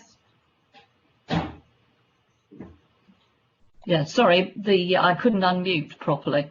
I don't want to, keep repeating what has been said before, but I do want to have a word about it. That basically the world we're living in now is not normal, and this council's budget's been hit by this emergency, as of every other budget set by every other council in the country. This budget is not yet finalised. The third tranche of funding from government has not yet been received. Things are still subject to change and a level of uncertainty. So there's a clear need to be flexible and responsive, which I think is exactly what we're doing. And it's pretty obvious that regular financial monitoring and reporting is needed. And clearly these reports will be open to scrutiny. So we're doing everything we can, given the extremely difficult circumstances, and I would support the recommendations. Thank you. Thank you. Councillor Devlin. Yes, thank you, Leader. I would echo all of the previous speakers, and my own part in this is from adult social care and health. We are speeding up our programme of transformation and savings. I think that I'm not sure if it was Councillor Broadhead or Councillor Iyengar erroneously said that it was children's who are saving 4.2 million rather than adult social care. These savings, I think we should be congratulated on rather than anything else, because I think that we're implementing savings which we can bring forward, which will really transform adult social care and health. And I recommend that we carry on as we are and keep the budget flexible. I don't think it's a thing to go to full council with. Very much, Councillor Devlin. I've got 2 more speakers to bring in, but I will just add that I work cross-party with lots of other councils of different political makeup. I've yet to find any, including any Conservative councillors, who are proposing to take a full budget. Our neighbours aren't currently planning to do so, and certainly some of the other councils have even larger gaps than we have. So it will be interesting to note where the list of councils that have done this is. It's not something I'm aware of. Councillor Wilson. Yes, I just wanted to come back on a couple of things that one of the councillors said regarding a strategy. You know, I think there's been a robust process going on, and there is definitely a strategic direction to what we were doing. And also the point on lobbying. You know, in my department, housing, we've been lobbying MHCLG very hard in terms of getting funding for rough sleeping and homelessness, and I think we're on the cusp of a really major breakthrough. So that's quite exciting, and I'm sure we'll hear more about it soon, hopefully. But I think we're almost there in terms of lobbying with that. So I think we're doing a lot, and I think that, as Councillor Phipps has said, it's a moving feast, so we can't all consistently be taking the budget back to council every month, you know. So I'm fully supportive of the Cabinet's direction. Thank you. Thank you, Councillor Rice, and then I'm going to go back to Councillor Brown to sum up. Hi, yep, thank you. Just with regards to the input from overview and scrutiny, I would just like it to be considered whether you can bring numbers to Cabinet for us on the voting record. So just to clarify, for this vote, there were 8 in favour of the amendment. However, there were 5 against and 1 abstention. This wasn't clearly expressed in your presentation. Thank you. Thank you, Councillor Rice. So, Councillor Brown, we have the recommendations before us to note these and to continue the work of the lobbying. We also have a recommendation from overview and scrutiny. Could you just clarify whether you are happy to accept that recommendation or not, and therefore whether we will be voting on the original recommendation or an amended recommendation, and then we can take the vote. Thank you, Leader. Yeah. I think my colleagues have actually summed up quite a bit of what I'd have to say. I'm not happy to accept the recommendation. I think we had quite a robust discussion at the Overview and Scrutiny Board, and I take on board the points that have been made now, and I'll try and just respond to those. But I won't accept the recommendation from the Overview and Scrutiny Board, and putting forward to Cabinet colleagues the recommendation as in the papers before us. Just to try and respond to the number of points that were brought up by Councillor Broadhead and Councillor Iyengar. As my colleagues have said, it wasn't a unanimous recommendation from Overview and Scrutiny Board, it was a split decision. Councillor Broadhead said about £30 million of savings. Well, some of those are savings, but some of those are identifying potential reserves and contingency funds to cover this gap. So to say £30 million savings isn't accurate. He said about these being buried in the back of a report. Well, they're not buried, they're published in public papers which go to members and go to the Overview and Scrutiny Board to look through the numbers and scrutinise. And I do note actually that at Overview and Scrutiny Board, the discussion was very much around should it go to council or not. There was very little, if any, discussion about the numbers and the savings and the reserve movements, etc., which were in the papers before them, so they'd had time to look at it, but there were little or no comments whatsoever on the numbers within the report. And he said about, you know, substantial savings in certain areas, but there's also substantial additional expenditure in areas like children's and adult social care as a result of the pandemic to sort of counterbalance that. These are unprecedented measures. You talked about, without member input. Well, the ONS board is the member input, and this is our first sort of monitoring report to come to ONS board, and it will come throughout the year. There will be ample opportunity for members of ONS board and the other overview and scrutiny boards to have their input to the budget, the budget measures that we need to take to manage the unprecedented impact of the response. We needed an agile and speedy response, and I know that members of the Overview and Scrutiny Board were raising points earlier in the year, though, concerns about the lack of the Council's financial response in their eyes. And we have made agile decisions, and we have moved to identify funds for these pressures. And now they seem to be criticising us that, oh, well, we need to consult more with other members. Well, you can't have it both ways. You say we need to make swift responses and we need to be decisive about what we're doing. And then when we are, you say, oh, well, no, but you need to sort of listen to us and we've got different views. I think just around Councillor Iyengar's point about it looks like it's an administrative closing of the gap by officers. Absolutely not, actually. There's been substantial meetings and discussions between cabinet members and officers as groups and as individuals to work through the figures that were in the report before us. And the impact on our sort of mission and our drive that you said about, particularly around climate change. Well, yeah, we have had to make difficult decisions because of the financial pressures that have been forced upon us to respond to this, but that doesn't at all change our drive and our mission. And should funding come forward, then we will kick that straight into those sort of priority areas. And we're not just sort of ditching our climate and ecological emergency response. That is still there. We will still be progressing that through this financial year wherever possible.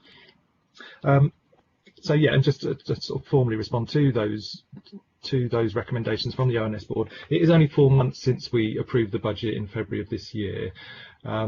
Obviously we've had to sort of make substantial revisions to that in year, but primarily these budget proposals require flexibility and they need monitoring due to the high degree of uncertainty around some of the forecasts and the likelihood that there will be further announcements by government and the unknown path of the pandemic over the coming year. None of us know exactly how this is going to progress.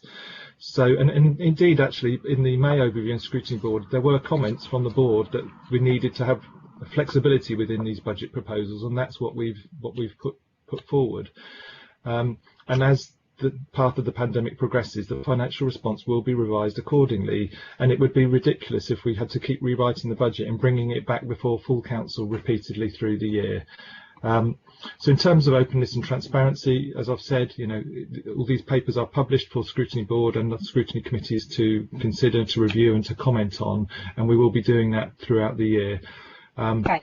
The approach that we're taking is in line with the BCP Council Constitution, and that we're not acting unconstitutionally. So I'll just recommend to the colleagues. Thanks. Thank you very much, Councillor Brown. Okay, so it's time to take this to the vote on the original recommendations. Do I have anybody that wishes to vote against the recommendation? In that case, is everybody content that we progress this and approve the recommendations as tabled under item 9 of the agenda? I have nobody speaking on that, so I'm going to take those as approved and take us on to item 10, which is the Towns Fund for Boscombe. This paper is being presented by Councillor Allison. Do I have a seconder for this paper, please? Yes, Councillor Howell. Okay, thank you, Councillor Howell. And I will check after this whether Councillor Broadhead wishes to speak as Chair of the Overview and Scrutiny Board. So I'm going to pass over to Councillor Allison, please. Thank you, Leader. So this report sets out our project around the Boscombe Towns Fund. We are, as a council, applying to the MHCLG for a portion of their £3.6 billion Towns Fund. And this paper sets out our approach. So we've had a number of meetings of our board. We have our third strategic board meeting tomorrow, and that board has been working to set up the strategic aims of the bid, and this paper is just to support that we're going to go ahead and put that bid into government in October. Thank you. Thank you. I have no RTS from Councillor Broadhead, so I'm going to call on Cabinet members. Councillor Howell, did you want to speak to something, bearing in mind you seconded this paper? Thank you. Yes, thank you. Yeah, I just think this is a really exciting move forward for Bournemouth, particularly Boscombe, where the bid is centred on. It's just a number of one of a number of regeneration schemes that I previously alluded to. In terms of town centres, we're obviously just submitted a bid in relation to Poole High Street, and there's some exciting information about that, which hopefully people will be able to read about more broadly in the Echo and other places coming forward. And these are bids, and therefore we are dependent on winning the money to be able to move forward. But the Poole one is a strong bid, and the Towns Fund is developing very well with a team of local people who are really passionate. I'd just like to say also we're very much aware that the Christchurch would benefit from some placemaking initiatives, and there's already whether the emerging Christchurch bid succeeds in being formed or not. There is the business community is certainly coming together there, and we wish to support them with improving the business and shopping experience in that area. Thank you. Thank you very much, Councillor Dedman. Thank you, Leader. Yes, I did ask for the permission to speak before the Christchurch was mentioned, but thank you for the Christchurch mention. Yes, very happy to share in this. I actually wanted to speak to 20 on the paper presented to us, which mentions the Boscombe's Victorian heritage, because there are some beautiful buildings in Boscombe. I think Boscombe has had a bit of a perhaps undeserved bad reputation, and people don't go there. But I love it for shopping, but also the buildings are absolutely spectacular. So yes, anything to preserve that will be very welcome. Thank you, Leader. I've mentioned in the Facebook Live and other places that when you go to Boscombe, you must remember to look up, because the buildings are so pretty. There's huge potential there, and I think this is a great scheme, and being led by an independent chair, which is really great to have so many organisations based in Boscombe and connected to Boscombe who are supporting it. So I think it's a great opportunity. I hope we're successful, and I think it shows the level of ambition that the council is seeking to have. I have no further requests to speak. I'm assuming, Councillor Eisen, there's nothing you need to sum up on, as it's been quite a straightforward debate. Is there anything you wish to add before we go to the vote? No, I'm happy. Okay, in which case, is there anybody who wishes to vote against this item? No comment. So if everybody is content, I'm going to take that. Is everybody happy to proceed as per the recommendations in the paper? Okay, in which case I'm happy to move on to agenda item 11. This is the Bournemouth Town Centre Vision Durley Road development, and specifically the approval of the additional council finance and site lease value as per pages 201 to 214 of the agenda. The people can follow, having got that from the website. This paper is being presented and proposed by Councillor Howell. Do I have a seconder on this paper?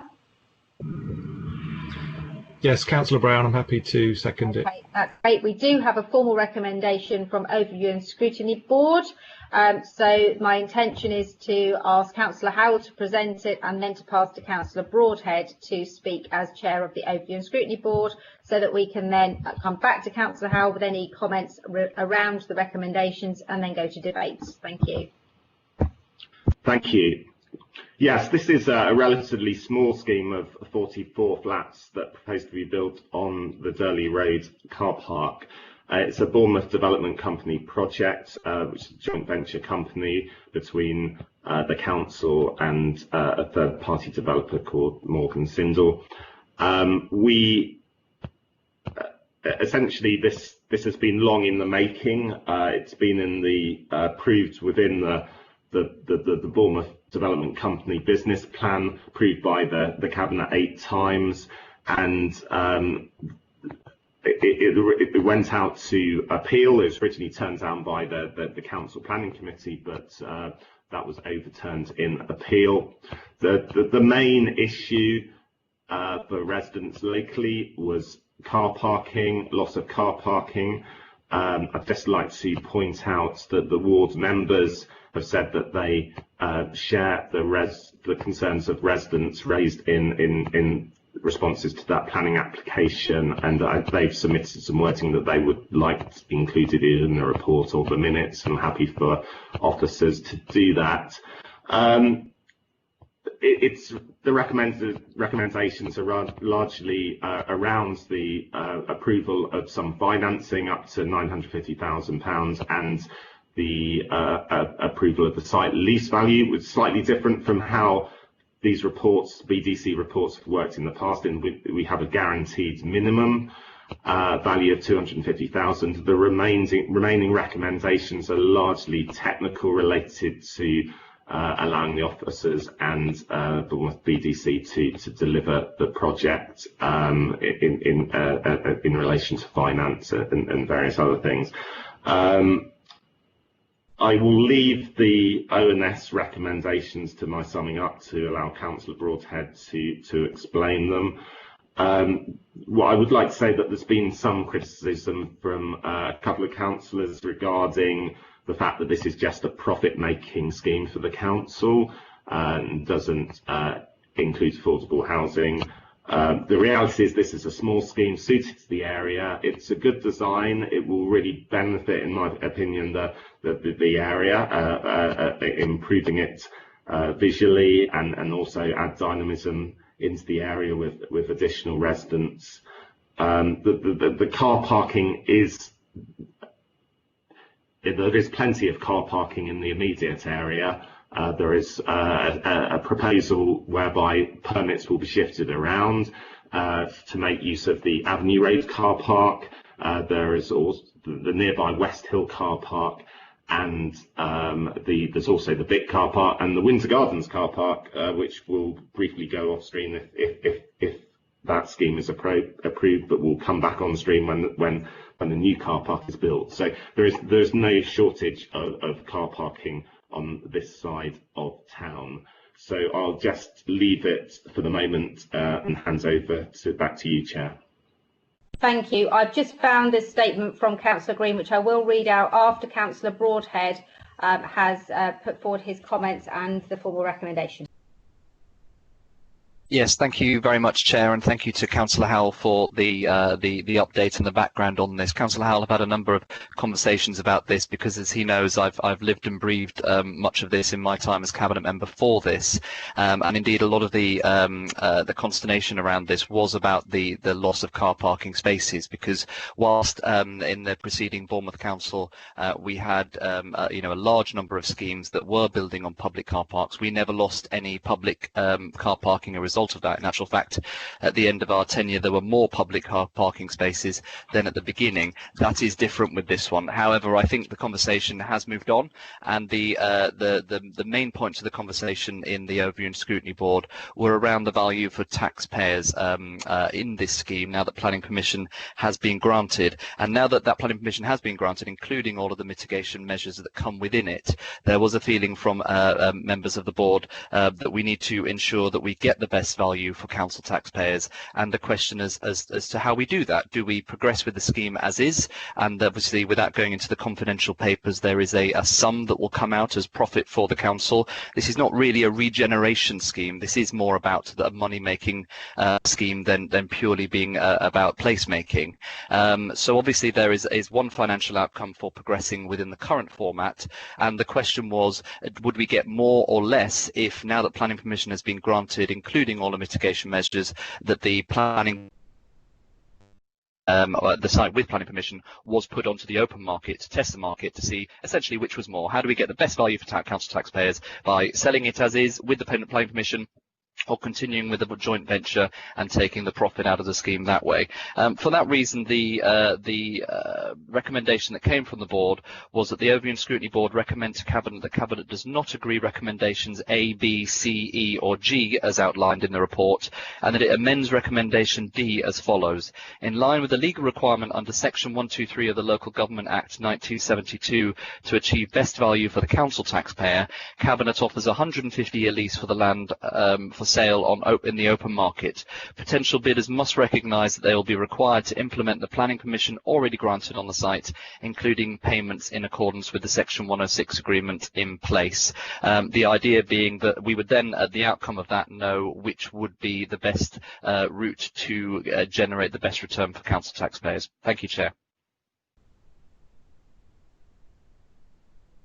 Thank you for that, Councillor Broadhead. I'm going to read the statement from Councillor Green, and then I'm going to pass to the Chief Exec, who's got something he wishes to just add, and then we'll go back to anyone else wishing to, well, go back to Councillor Howell for his comments on the recommendation so we can discuss it.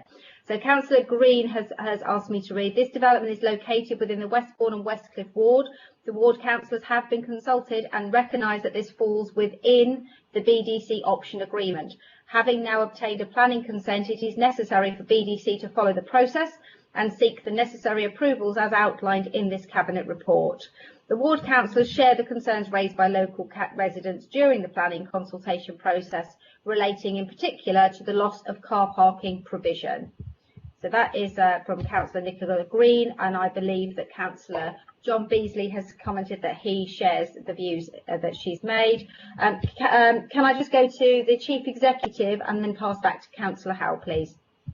Thanks, Leader. It was just an issue about Appendix D. It's a procedural issue. Appendix D, unfortunately, was issued as a late paper and came without a covering note, which wasn't helpful to Cabinet. Unfortunately, that risk register written in Appendix D is not referred to in the covering report, so we need either Councillor Howell or Bill Cotton to explain the context of that paper having come out, what it refers to, whose risk register it is, so we can make sure that gets incorporated in the minutes if we're going to ask the Cabinet to consider that item as part of item 11. Mr. Cotton, if he can add to that so that Councillor Howell can then respond, please. Certainly. Hi there, Leader. Yes, so there is a risk register being circulated. That was due to the fact that at the scrutiny, when this was considered, there was requests from the various members of that scrutiny panel that the risk register be circulated and more information be given to members to help them with their deliberations. So yes, that risk register is there. It'd be helpful if Councillor Howell could introduce that as part of his summing up, so that members are aware of it. I understand it has been circulated for everybody, and I'm very happy to take questions on it. Okay, so Councillor Howell, could you just address the item of whether how you feel about the recommendation, so that we know what it is that we're debating and how we should be approaching that, and make sure that you include any comments relating to the risk register. I'll hand back to you, and then I have some requests to speak coming in already.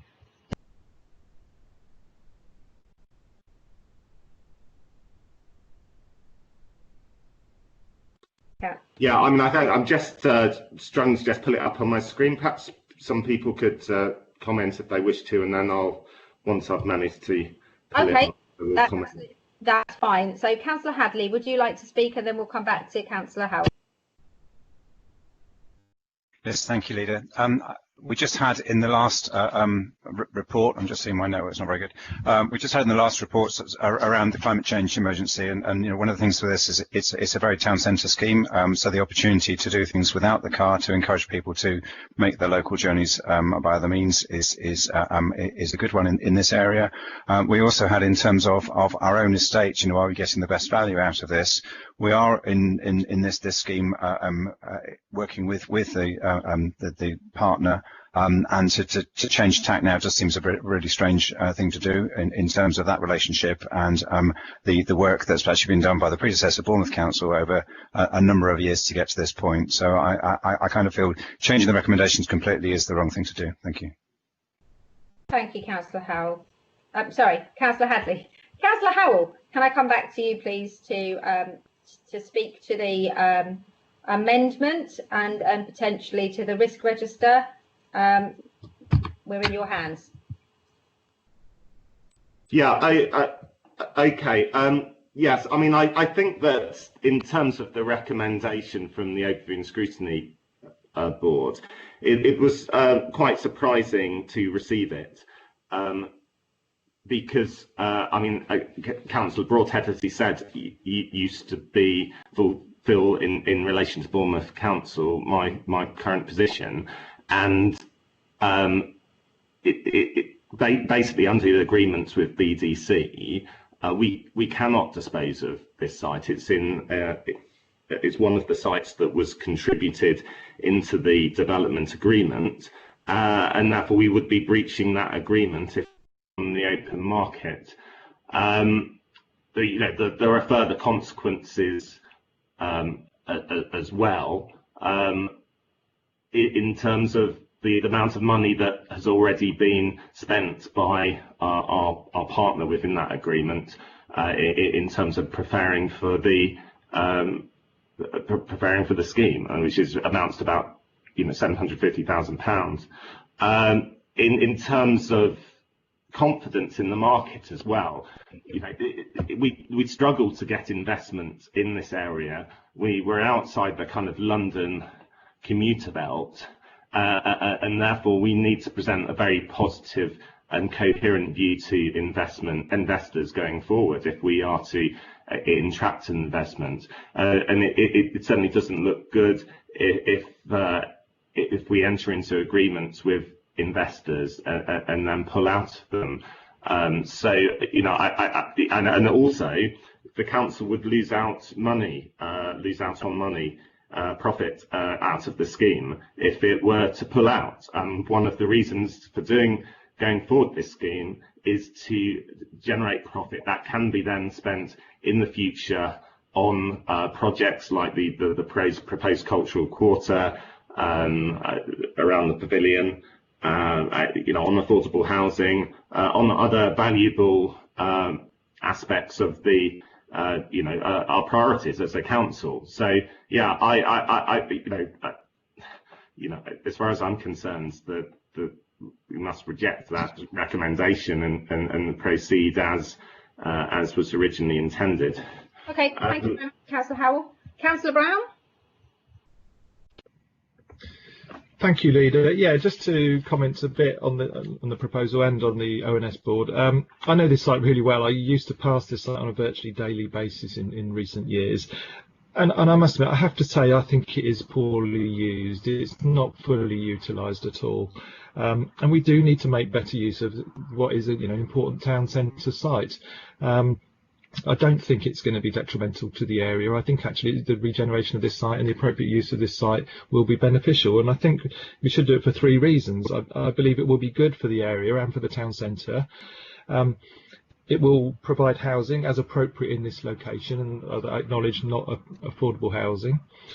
But it will be positive for the council finances. And for those three key reasons, I think we need to support and go ahead with this as had been originally proposed. And the ONS recommendations, like Councillor Howell, I'm quite confused and perplexed by it, because they know the arrangements that are in place. And if we sought to break the arrangements that are already in place that were set up by the preceding Bournemouth Borough Council, the abortive costs and the change in our reputation would be very detrimental. So I fully support continuing with the way we did it. I think it will in time be beneficial. It might be controversial, but it will be beneficial for that area, and it will be well used. Thank you, Councillor Brown. I would add to that I think that this site could be far better used. There is substantial car parking within a close area. I think there's been some references to issues around the school and the parents. There's already some work being done. This scheme actually gives a significant amount of money to improve the school home to school transport. There's already some work being done around it being a town centre school through the measures that have come in recently on improving people's use of bikes and walking. There's spaces in West Hill car park and Avenue Road car park which any permits can be changed to. So I do feel that whilst yes, there is a loss of car parking space, the actual placemaking benefits of this site are beneficial. I note some comments that have been made around the impact on the NHS because there is a mental health facility close by. But again, the West Hill Road car park is close enough that could be used as an alternative for people wishing to park. So I don't think that there's a significant problem here. It did get through planning, yes, on appeal, but actually the planning inspector was content, and I feel we need to now move on and develop this and actually start getting towards our housing targets. I do have one more request to speak, and that is from Mr. Cotton regarding clarity on the risk register, and if nobody else wishes to speak, we'll then take it to vote. Thank you, Leader. It's just a bit of clarity there. So the risk register that's been attached is a BDC risk register. Obviously, BDC jointly owned by the council and Morgan Sindall. The risk register has been approved by council officers. We accept that it's accurate and dynamic. And the mitigations you'll see in there against all the risks will be undertaken primarily by officers from the BDC company. Thank you for that. Okay, so if there's nobody else wishing to speak, Councillor Howell, can I just clarify that you are not accepting the recommendations that have come from a Review and Scrutiny Board, and that you're looking for us to proceed based upon the original recommendations? Yeah, absolutely. There's nobody else wishing to speak. Can I just check, is there anybody who wishes to vote against this proposal?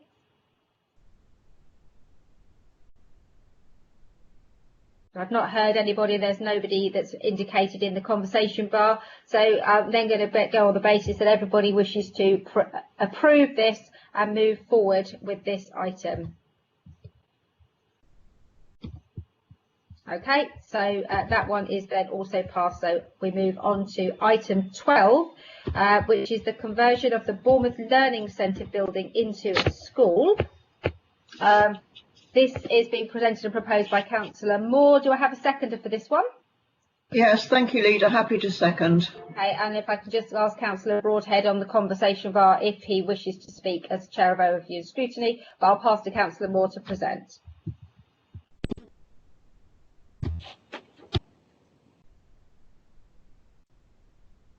Okay, I'll present then, shall I, Leader? Please. Yeah, thank you. We have here a proposal to convert the BLC into a special school to be run as a satellite to a local external provider. The name of the external provider can't be named in public at this stage. This project is estimated to cost £500,000, so the decision has to come here to Cabinet for approval and full council redisposal of the lease. Funding will be allocated from the existing basic needs grant from the DFE. The number of children and young people assessed as requiring specialist provision in BCP has increased recently. Although local provision to meet these needs is of high quality, there is unfortunately not sufficient places to meet the additional demand. Independent and non-maintained special schools have filled the gap, which has in turn put pressure on the high needs block funding and the school transport budget. So a range of proposals have been developed to increase capacity, create new provision to meet the needs of our children and ensure that provision is available closer to their homes.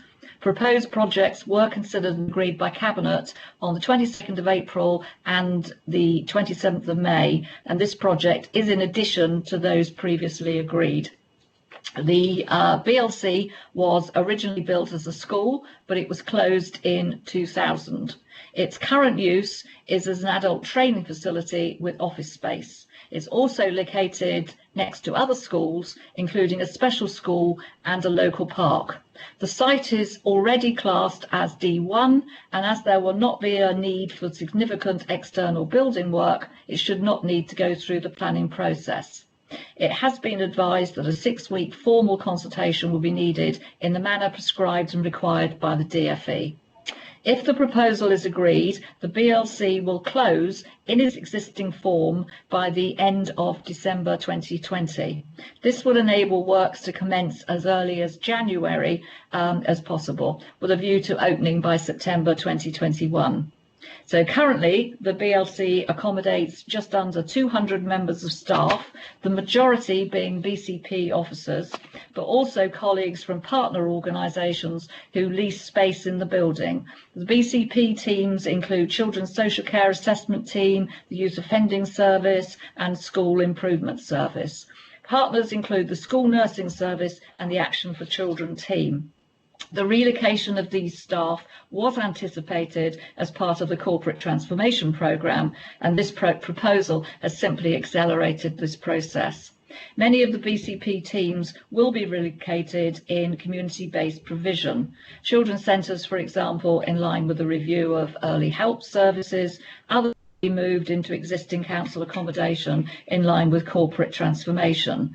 The council will also work with partners to identify suitable alternative space that could be leased to them in existing council buildings. Now, the staff have been consulted, and the council's HR service will need support staff during relocation. I've also met on 2 occasions with ward councillors and other councillors. The questions and issues raised at those meetings will be included in the public consultation. From a local perspective, traffic and parking are very much a problem in this area because of all the schools. However, this proposal should actually improve the situation because less staff will use the site and children will arrive in minibuses. However, there will of course be some pinch points, and these could be addressed through working with the provider. For example, they might consider different school opening and closing times. I think this is definitely a good news story, and I ask Cabinet to support the recommendations as listed. Thank you, Leader. Thank you for that, Councillor Moore. I've had clarification that there are no further recommendations or comments from the Overview Scrutiny Board on any of the remaining items, so Councillor Broadhead won't be making any further comments. Do I have any members of Cabinet who wish to speak on this item? Just want to add that I think this is a really exciting opportunity. I think there are a lot of our children who go a long way out of the area, potentially into other counties and beyond, spending hours potentially being transported to education because of the limited amount of facilities we have in the area. This is obviously one of a number of schemes we're doing to try and make the options for parents who have children with additional needs have more choice locally and deal with a wider range of social, emotional, physical and learning disabilities. And I think that I hope this is the first of several schemes we look at over the next few years, so that whatever additional needs a child has, they can get the very best education within the area and have the opportunity to mix with peers from their local area and not have to sit in the minibuses for hours on end. So this is a really good news story. Councillor Dedman. Yes, thank you, Leader. I was very happy to second it because, like you, I think that it's a very good scheme and heartily endorse it. Thank you. I don't have anybody else showing to speak on this. So if everybody is content, do I have anybody wishing to speak against or vote against this item? I've got nobody showing, so therefore I'm going to take that everybody is happy to support this item. Okay, that's great, that's approved. Agenda item 13, which is a housing scheme at Templeman House, Leedham Road in Bournemouth, shown on page 227 to 268 of the agenda. Councillor Wilson, I believe you're presenting it. Do I have a seconder on this one? Yes, Councillor Phipps, happy to second. Thank you, Councillor Phipps. So I'm going to pass over to Councillor Wilson, please. Thank you, Chair. Templeman House is the first of 2 housing schemes I'm bringing forward to Cabinet today. The proposed scheme is for 27 1- and 2-bedroom apartments, which will help towards our housing targets. This is a very exciting scheme as it's the first scheme in over 20 years to be built out of the Bournemouth HRA as social rent, something that this administration is really keen to see more of coming forward. We also intend to build the scheme to pacifist standards, which is in line with our climate change and ecological emergency agenda, but it will also be beneficial to residents who will see much reduced fuel bills as a result. The scheme is going to utilise £1.6 million worth of right to buy receipts, which will have to be spent within 3 years, as well as for over £400,000 of Section 106 money. Templeman House was previously a care home of 41 bedrooms under the management of Care South, who were operating at a 50% void rate. This option to refurbish or repurpose was considered by colleagues in adult social care, but they were happy for the site to be given over to housing. I'd like to point out an error at paragraph 24A in the report, which at the time of writing was correct. The link is no longer being removed. Instead, there is going to be a gate with a two-way secured access. But to summarise, I am very excited to be bringing forward the first social rent scheme in Bournemouth for some time, and I'm sure that it won't be the last. So happy to open it up to comments. Thank you for that. Councillor Dedman. Excuse me, thank you, Leader. I just wanted to comment, although the portfolio holder has already said that Templeman House was a care home, but it was built in the 60s, and care homes at that time didn't have the stringent requirements that we do now for the benefit of the residents. And for example, I mean, it didn't have ensuite bathrooms. The room sizes were much smaller than we now have, and it didn't have room for moving or toileting the patients in the rooms. So the other point about being sanguine about letting the care home go is that there is a good current capacity in both the independent care sector and in the council's own care homes to accommodate people that do need residential care. So all in all, I think that the scheme that the portfolio holder is putting before us is excellent, and I'm very happy to endorse it. Thank you. Thank you for that, Councillor Dedman. Councillor Brown. Thank you, Leader. Yeah, just a brief comment. I mean, over the years I've been a councillor, in recent years I've had a couple of sort of council housing and social housing developments take place in my ward. Similar sort of size, you know, small developments, you know, sort of a couple of dozen houses. And I speak to the residents who have moved in there, you know, when they're completed. And I think this is just so positive, actually, that we were able to deliver this, and I just thanks to everybody within the housing area who's worked on this project and brought it forward. And I think thanks to Councillor Wilson, who is so passionate about appropriate housing for families, and I think he underplays the impact of it, really. You know, I've spoken to residents who've moved into these types of homes, and to be frank, it's completely transformative for them and their families. You know, they move from difficult situations where they're overcrowded and they're inadequately housed and they're in poor properties, and they move into these type of new council housing. They're affordable, their energy bills are much more affordable, and it just really transforms their lives, their health, their well-being, and for the children of those families, it just transforms their life chances to be brought up in these kinds of decent homes. And I just think, just thanks to Councillor Wilson and everybody within the housing area, and I think they're all to be applauded for bringing this sort of thing, because it will transform lives.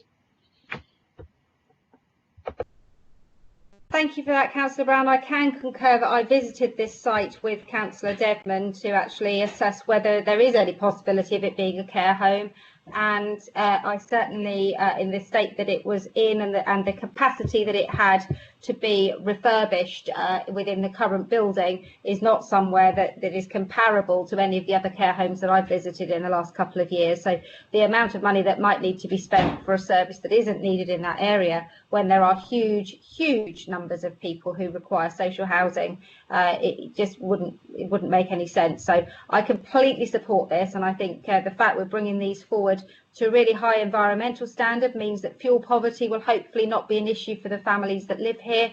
It's in an established residential area, and I think it's a great scheme, and I commend the officers and the portfolio holder for bringing it forward, and let's get this built. So for nobody else wishing to speak, is there anybody wishing to vote against this proposal? In which case, I'm going to assume everybody is happy to vote for the proposal. take silence as assent, which takes us directly on to agenda item 14, which is a housing scheme at Moorside Road in Bournemouth. I will note that there are 7 statements received in respect of this item as set out under the public issues that were published on the website. In addition, 2 emails longer in length than can be published were circulated, and a number of other emails been received which were not asked to be put into the public record, but that members of the Cabinet will have been able to think about in their deliberations. So this is being presented by Councillor Wilson. Do I have a seconder? Yes, Leader. I would like to second Councillor Sandra Moore. Thank you, Councillor Moore. So Councillor Wilson, over to you. Thank you, Chair. Moorside Road is the second of my 2 schemes. Firstly, I would like to correct an error on the report brought up at overview and scrutiny by one of the ward councillors, Councillor Fear, that Kinston should be instead of Kinston South. So in the report it says Kinston South, but it should be Kinston, I believe. Besides this small mistake, Councillor Fear was also very supportive of the scheme at ONS. It is proposed for 14 much-needed 4-bedroom homes at affordable rents. This scheme has received several public statements, as the Chair has just mentioned, and the 3 main concerns seem to be around the issues of flooding, piling, and the finances of the scheme. So I'm just going to briefly try and address each of these in turn. Concern around the flooding. The proposed development will provide a scheme for the whole site, providing for the disposal of service water running off and incorporating sustainable urban drainage systems. These drainage systems are designed to reduce the potential impact of new and existing developments with respect to water discharges. So really, in layman's terms, what we're trying to say is that the volume of the service water leaving the site post-development is to be no greater than that prior to the development, and that's in line with the requirements of the local plan. With regards to piling, there's going to be a piling engineer appointed by the main contractor. The piling engineer will provide very detailed design in accordance with the soil and load conditions, and within that there's going to be a really thorough risk assessment.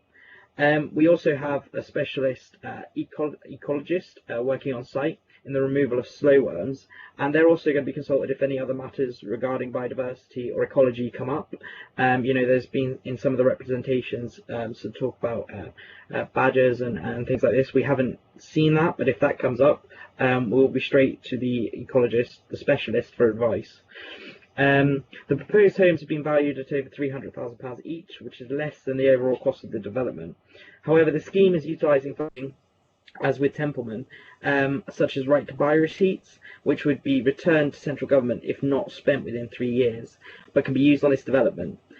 Even more importantly though, the scheme provides the council with a financial surplus and 14 much needed affordable 4-bed family homes. This is there is such a demand for 4-bed family homes, and 14 is an important number in trying to meet that target. So the proposed homes will also meet a high standard that the tenants will benefit from, reduced utility costs due to higher levels of insulation, triple glazing, PV panels to provide some free electricity. So I understand the concerns of the residents that have been brought to our attention, but I feel that they've been mitigated against, and I can't really emphasise enough how professional the team working on this site are, and how meticulously we are following and have followed a robust process throughout. So I'm happy to put this forward. Thank you. Thank you, Councillor Wilson. Do I have any requests to speak on this one? I'm just trying to see whether Councillor Brown, is this on this paper or was it on the previous one? I think it's this one.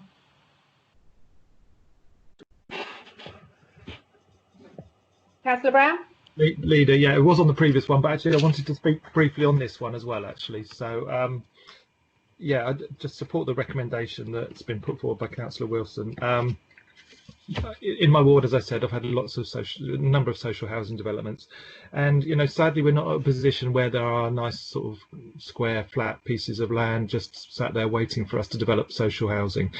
To be able to bring forward social housing schemes now, we need to be imaginative and look at sites which are not easy It's certainly sites in my ward have had to deal with wildlife and badger issues.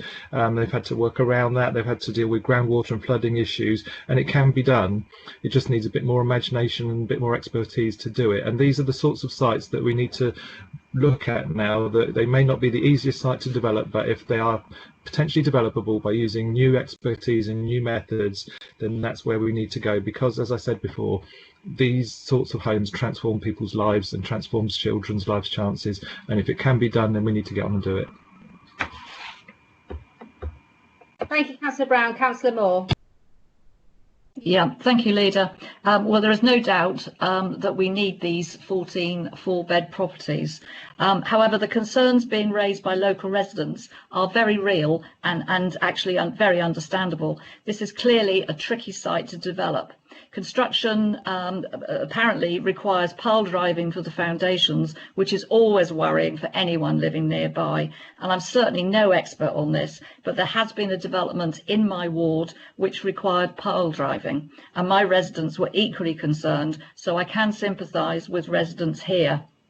And I know there are different types of pile driving depending on the ground structure, and some are more invasive than others. I don't know what type of pile driving would take place at this site, but the reassurance I can give is that the firms that carry out this type of work are very, very professional, because they have to be. The field of expertise is extremely regulated and fully risk assessed. There is no fear of anyone that isn't qualified getting this sort of contract, because they wouldn't be able to carry out these sorts of risks. Insurance companies wouldn't cover a company without professional qualifications, and without adequate insurance, no developer would actually be able to employ them. So otherwise, to build 4-bed houses at this location is definitely good news, and I'm happy to second the paper. Thank you. Thank you for that, Councillor Moore. Okay, I don't have anybody else wishing to speak on this one. So can I just check, is there anybody wishing to speak against this item? Oh, Councillor Rice wishing to speak. Sorry, I was a little late getting that in there. Yes, I just wanted to highlight the environmental concerns that residents have written in about, and includes the East Dorset Friends of the Earth, and just that we are taking those seriously, and also how this relates going forwards with the work that we as a council are doing on our policy development to enhance biodiversity throughout our policies as a council. And also just to emphasise that we are developing a green infrastructure strategy, and just to invite all residents to get involved with that early on, regarding green spaces that all of our residents are able to use and make them highly valued places in our communities. Thank you. Thank you. I'll just add then that the issues around slow worms, there are times of the year that you move things, there are times of the year that you don't. Our professionals know exactly what they're doing with all of this. The other thing to mention is this has been allocated housing land since it was removed from the as a surplus item for the parks since 2009. So this has been through local plans. This has been put in as a housing site. It remains a housing site. It was always intended over the last couple of local plans to be a housing site. And I think the 14 families who desperately need 4-bedroom homes should be made very welcome by the community. You know, they will be an added value to their community. There are 283 families on the Bournemouth waiting list who need a 4-bedroom home. 283, that is shocking.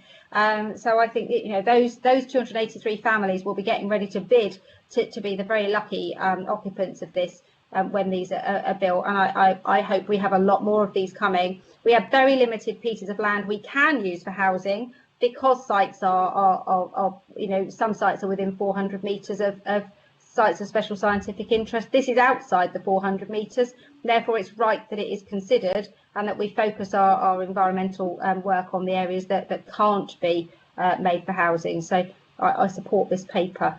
Okay, so is there anybody wishing to speak against, vote against this item? I have no further requests to speak, so I'm going to take everybody is happy to go with this item.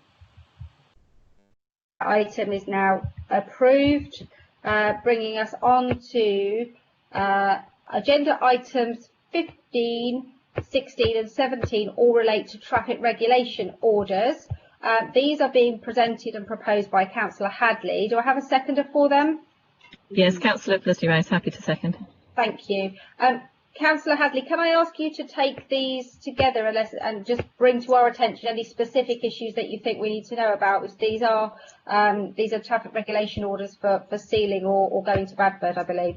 Yes, absolutely, Leader. So there is a, in the executive summary of the first one, it talks about vertical traffic calming.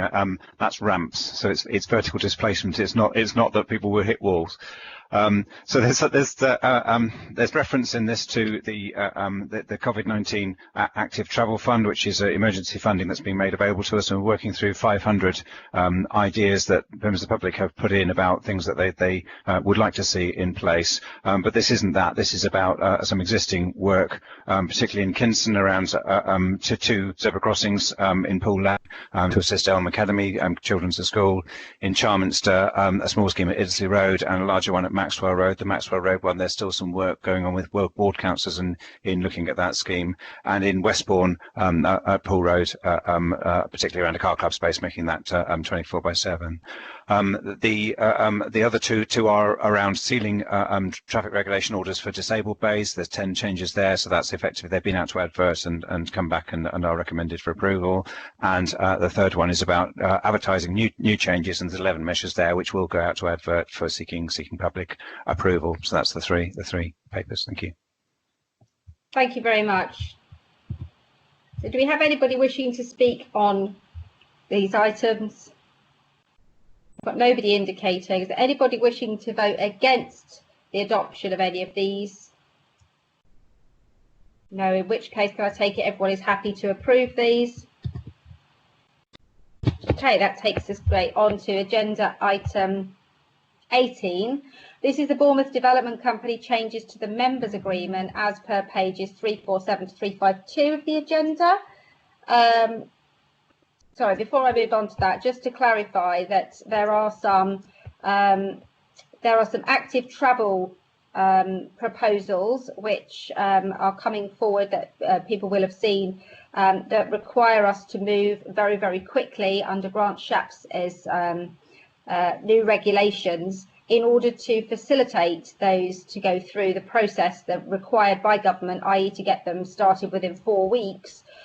We have approved a delegation to I'm delegating to the Chief Executive some limited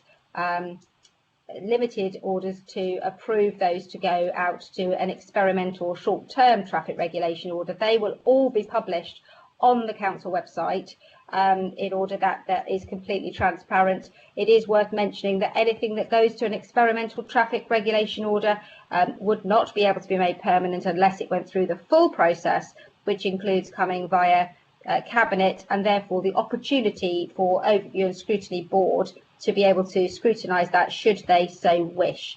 Councillor Hadley, did you want to add anything on that? That's great, thank you. Okay, so sorry, back to agenda item 18, Bournemouth Development Company changes. This is being proposed by Councillor Howell. I'm happy to second this item. Councillor Howell, would you like to introduce? Yes, this is a procedural change to the agreements that govern the management of the Bournemouth Development Company, which is the joint, as I said earlier, the joint venture company 50-50 between the council and Morgan Sindall, a third-party developer. But actually it's quite important because it shows our commitment as administration to transparency.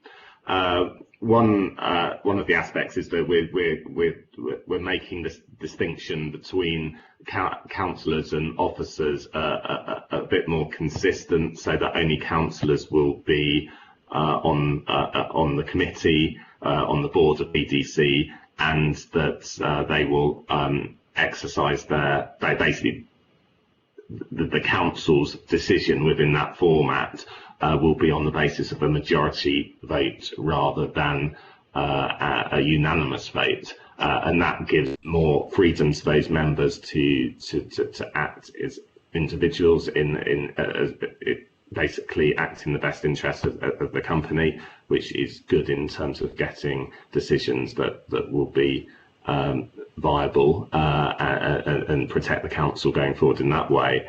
But importantly, we're opening this board up to a member of the opposition to sit on, and that I think is very, very important in showing our commitment to transparency, because there have been some in the past some questions as to how the mechanism works. So simply, I think, that have arisen because of the organisation has been perceived to be somewhat secret, and now we are exposing it to proper scrutiny. So I'll hand back to the chair. Thank you very much. Okay, is there anybody wishing to speak on this item? No, so for process, what will happen now is that approving this means that the board of the Bournemouth Development Company will be amended. The new directors will be sent papers, including the members' agreement, and met in advance of the next board meeting, so that they can progress and take an active role in the development. So, is there anybody wishing to vote against this item? See nobody indicating, in which case is everybody happy to proceed with this item? Okay, that item is approved. Agenda item 19 is the exclusion of press and public for the next item, which is a private item. So I am going to read out that under section 100A4 of the Local Government Act 1972, the public be excluded from the meeting for the following item of business on the grounds that it involves the likely disclosure of exempt information as defined in paragraphs 1 and 2 of Part 1 of Schedule 12A of the Act, and that the public interest in withholding the information outweighs such interest in disclosing the information. Do I have a proposer for this item? Somebody happy to propose? Happy to, Councillor Hadley. Thank you, Councillor Hadley. The seconder? Yeah, Councillor Phipps. Thank you, Councillor Phipps. So at that point, visitors will see that the live stream will be paused. We will deal with this item and then we will come back and we will take a 30-second break while the live stream is turned off.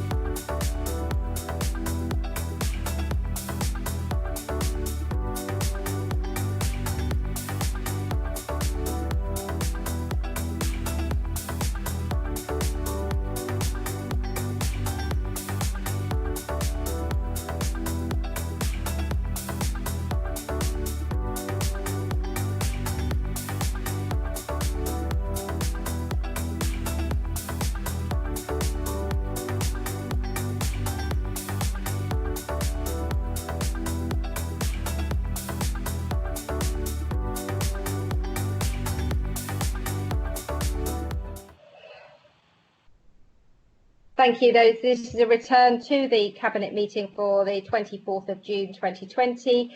We are now live streaming again following that exempt item. It does only have one more item on the agenda, which is agenda item 21, which is the Cabinet Forward Plan. We have got the latest version of the Forward Plan published on the Council's website and is available to view by the public at any time. I would just stress that I am asking for more items to be added to the Forward Plan, potentially without dates on, so that the public and members are able to see what our long-term plans are with regard to proposals and policies that will be coming forward over a year or more, to enable them to engage in whatever way they can with that. But I would encourage people to look at the Forward Plan. It doesn't sit within the Cabinet papers, it sits under its own heading within the Council and Committee's paper, and you can, that was constantly updated. So I thank everybody for their attention. It's now 12:37. I don't have anybody else indicating that they wish to speak. There are no further items on the agenda. So with that, wish you all a very lovely sunny afternoon and formally close the meeting at 12:37.